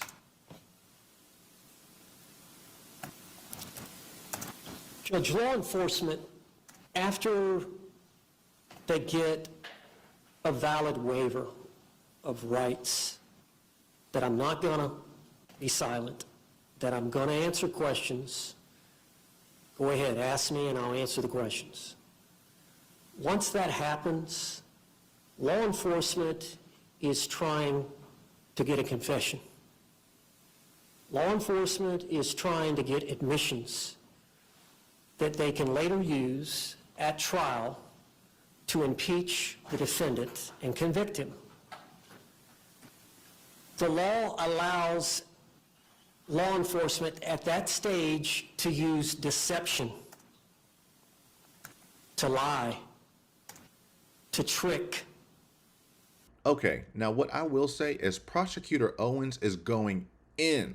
He is making all of the prosecution's arguments that once they have her into an interrogation, they are trying to get a confession after they read Miranda. You agree that they did read Miranda, and you agree, like, you don't think they read it all properly, but you agree they are allowed to lie. So this whole phone taking, false pretenses, luring, wearing the gun, this and that bullshit, none of that matters.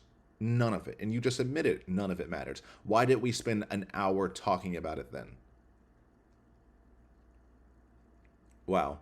I've never seen someone argue so valiantly for the other side and then try to slip in their argument. It's great to have concessions that makes your side more believable, but when your side is only supported by lies and no case law, and their side is supported with over 20 case citations and true facts, and you agree with most of them, that doesn't help you.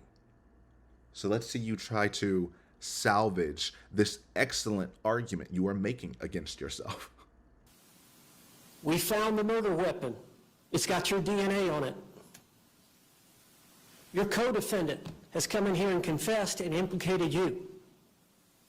All those techniques, when it's really deception, they don't have the DNA, they don't have the murder weapon, they don't have the co-defendant, can be utilized to obtain a confession or an admission of guilt. But prior to Miranda, you cannot deceive. Prior to Miranda, you cannot trick. Yes, you can. And you just admitted it. You can lie to get them there. We've been through this a million times. You're not Mirandizing her over the phone saying, "Hi, Sarah, one moment. Let me read you your Miranda rights while we're on the phone." Okay, you agree to that? Okay, now come down to the station because I have your phone and I want you to come down here. No, you can lie before Miranda. You can't make certain lies before Miranda. That right is fundamental. You cannot be compelled to incriminate yourself. You cannot be forced to talk. It's got to be free will and a choice. And so you can't seduce or coerce someone into giving a statement. And the law is clear. When that happens, we've got to punish law enforcement to correct that type of misuse behavior. It's illegal. So you got Detective Kopsel on the one hand,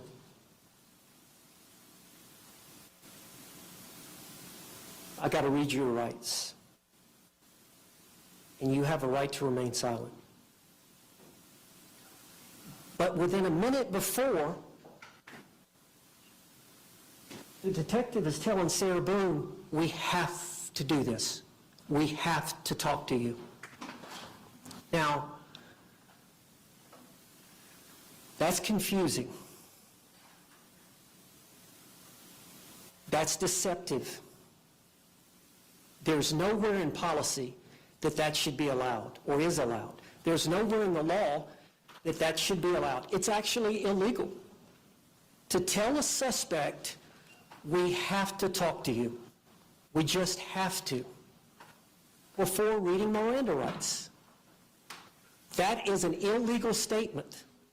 Sarah Boone did not have to talk to them about the autopsy. Sarah Boone did not have to talk further about what had happened. But that's the implication this detective gave Sarah Boone. It taints the Miranda that comes before it. Here's a law enforcement officer. I'm trying to cooperate. We've got to talk to you, but you have a right to remain silent.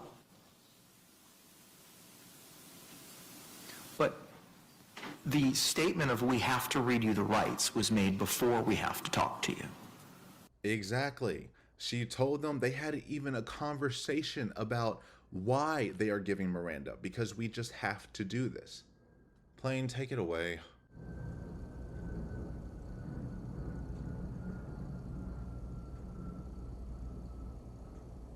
Whatever, moving on. So your argument transposes those two things chronologically. Why are we even having it? I mean, why even have the confusion? I mean, we're sitting here Monday morning quarterbacking, but Sarah Boone was brought up there under false pretenses. A traumatic event, she lost her boyfriend. She didn't lose her boyfriend, you dumb fuck. She murdered him. Oh my God.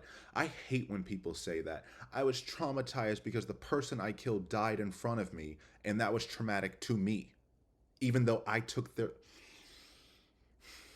Yeah, I need to wrap this up. My emotions are not in a good place right now. I'm coming to get my phone. I've been tricked into coming up here to get my phone.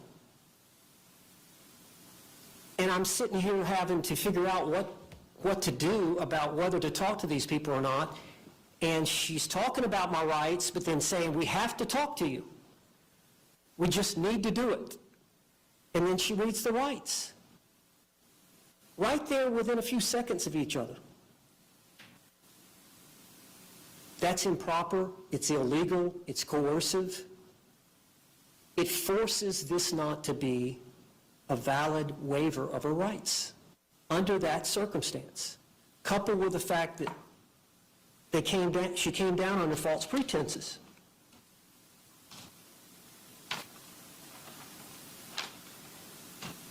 Coupled with the fact she doesn't have the 9th question.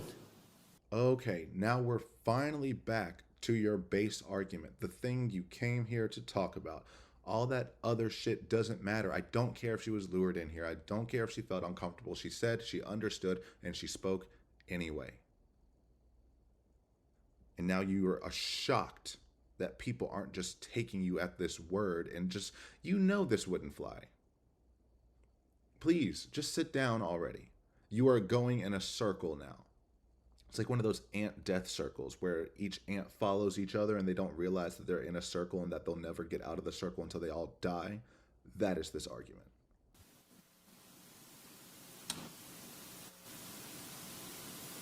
If you think about it, okay, you got a right to remain silent, you got a right to a lawyer, those 3 or 4 questions, and then, do you understand what I've just read to you? I'm paraphrasing. But then Detective Copsell goes right into questioning. Once Sarah says, yes, I understand, it's an acquiesce to authority. Okay, let me start asking her questions.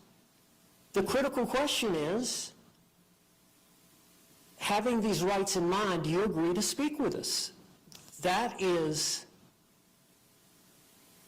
the time of free choice. That is the time of decision for Sarah, to be given that opportunity. But the way I understand, Detective Copsell had the autopsy. She had the blunt force trauma. Those were not questioned. Sarah Boone was not questioned about that. They didn't know about that until the medical examiner. So she had additional information that she wanted from Sarah Boone. She had the 2 videos from Sarah Boone's phone. She had additional information from the phone that was inconsistent with the statement that Sarah had given the day before. So sure, any detective worth their salt would want a statement.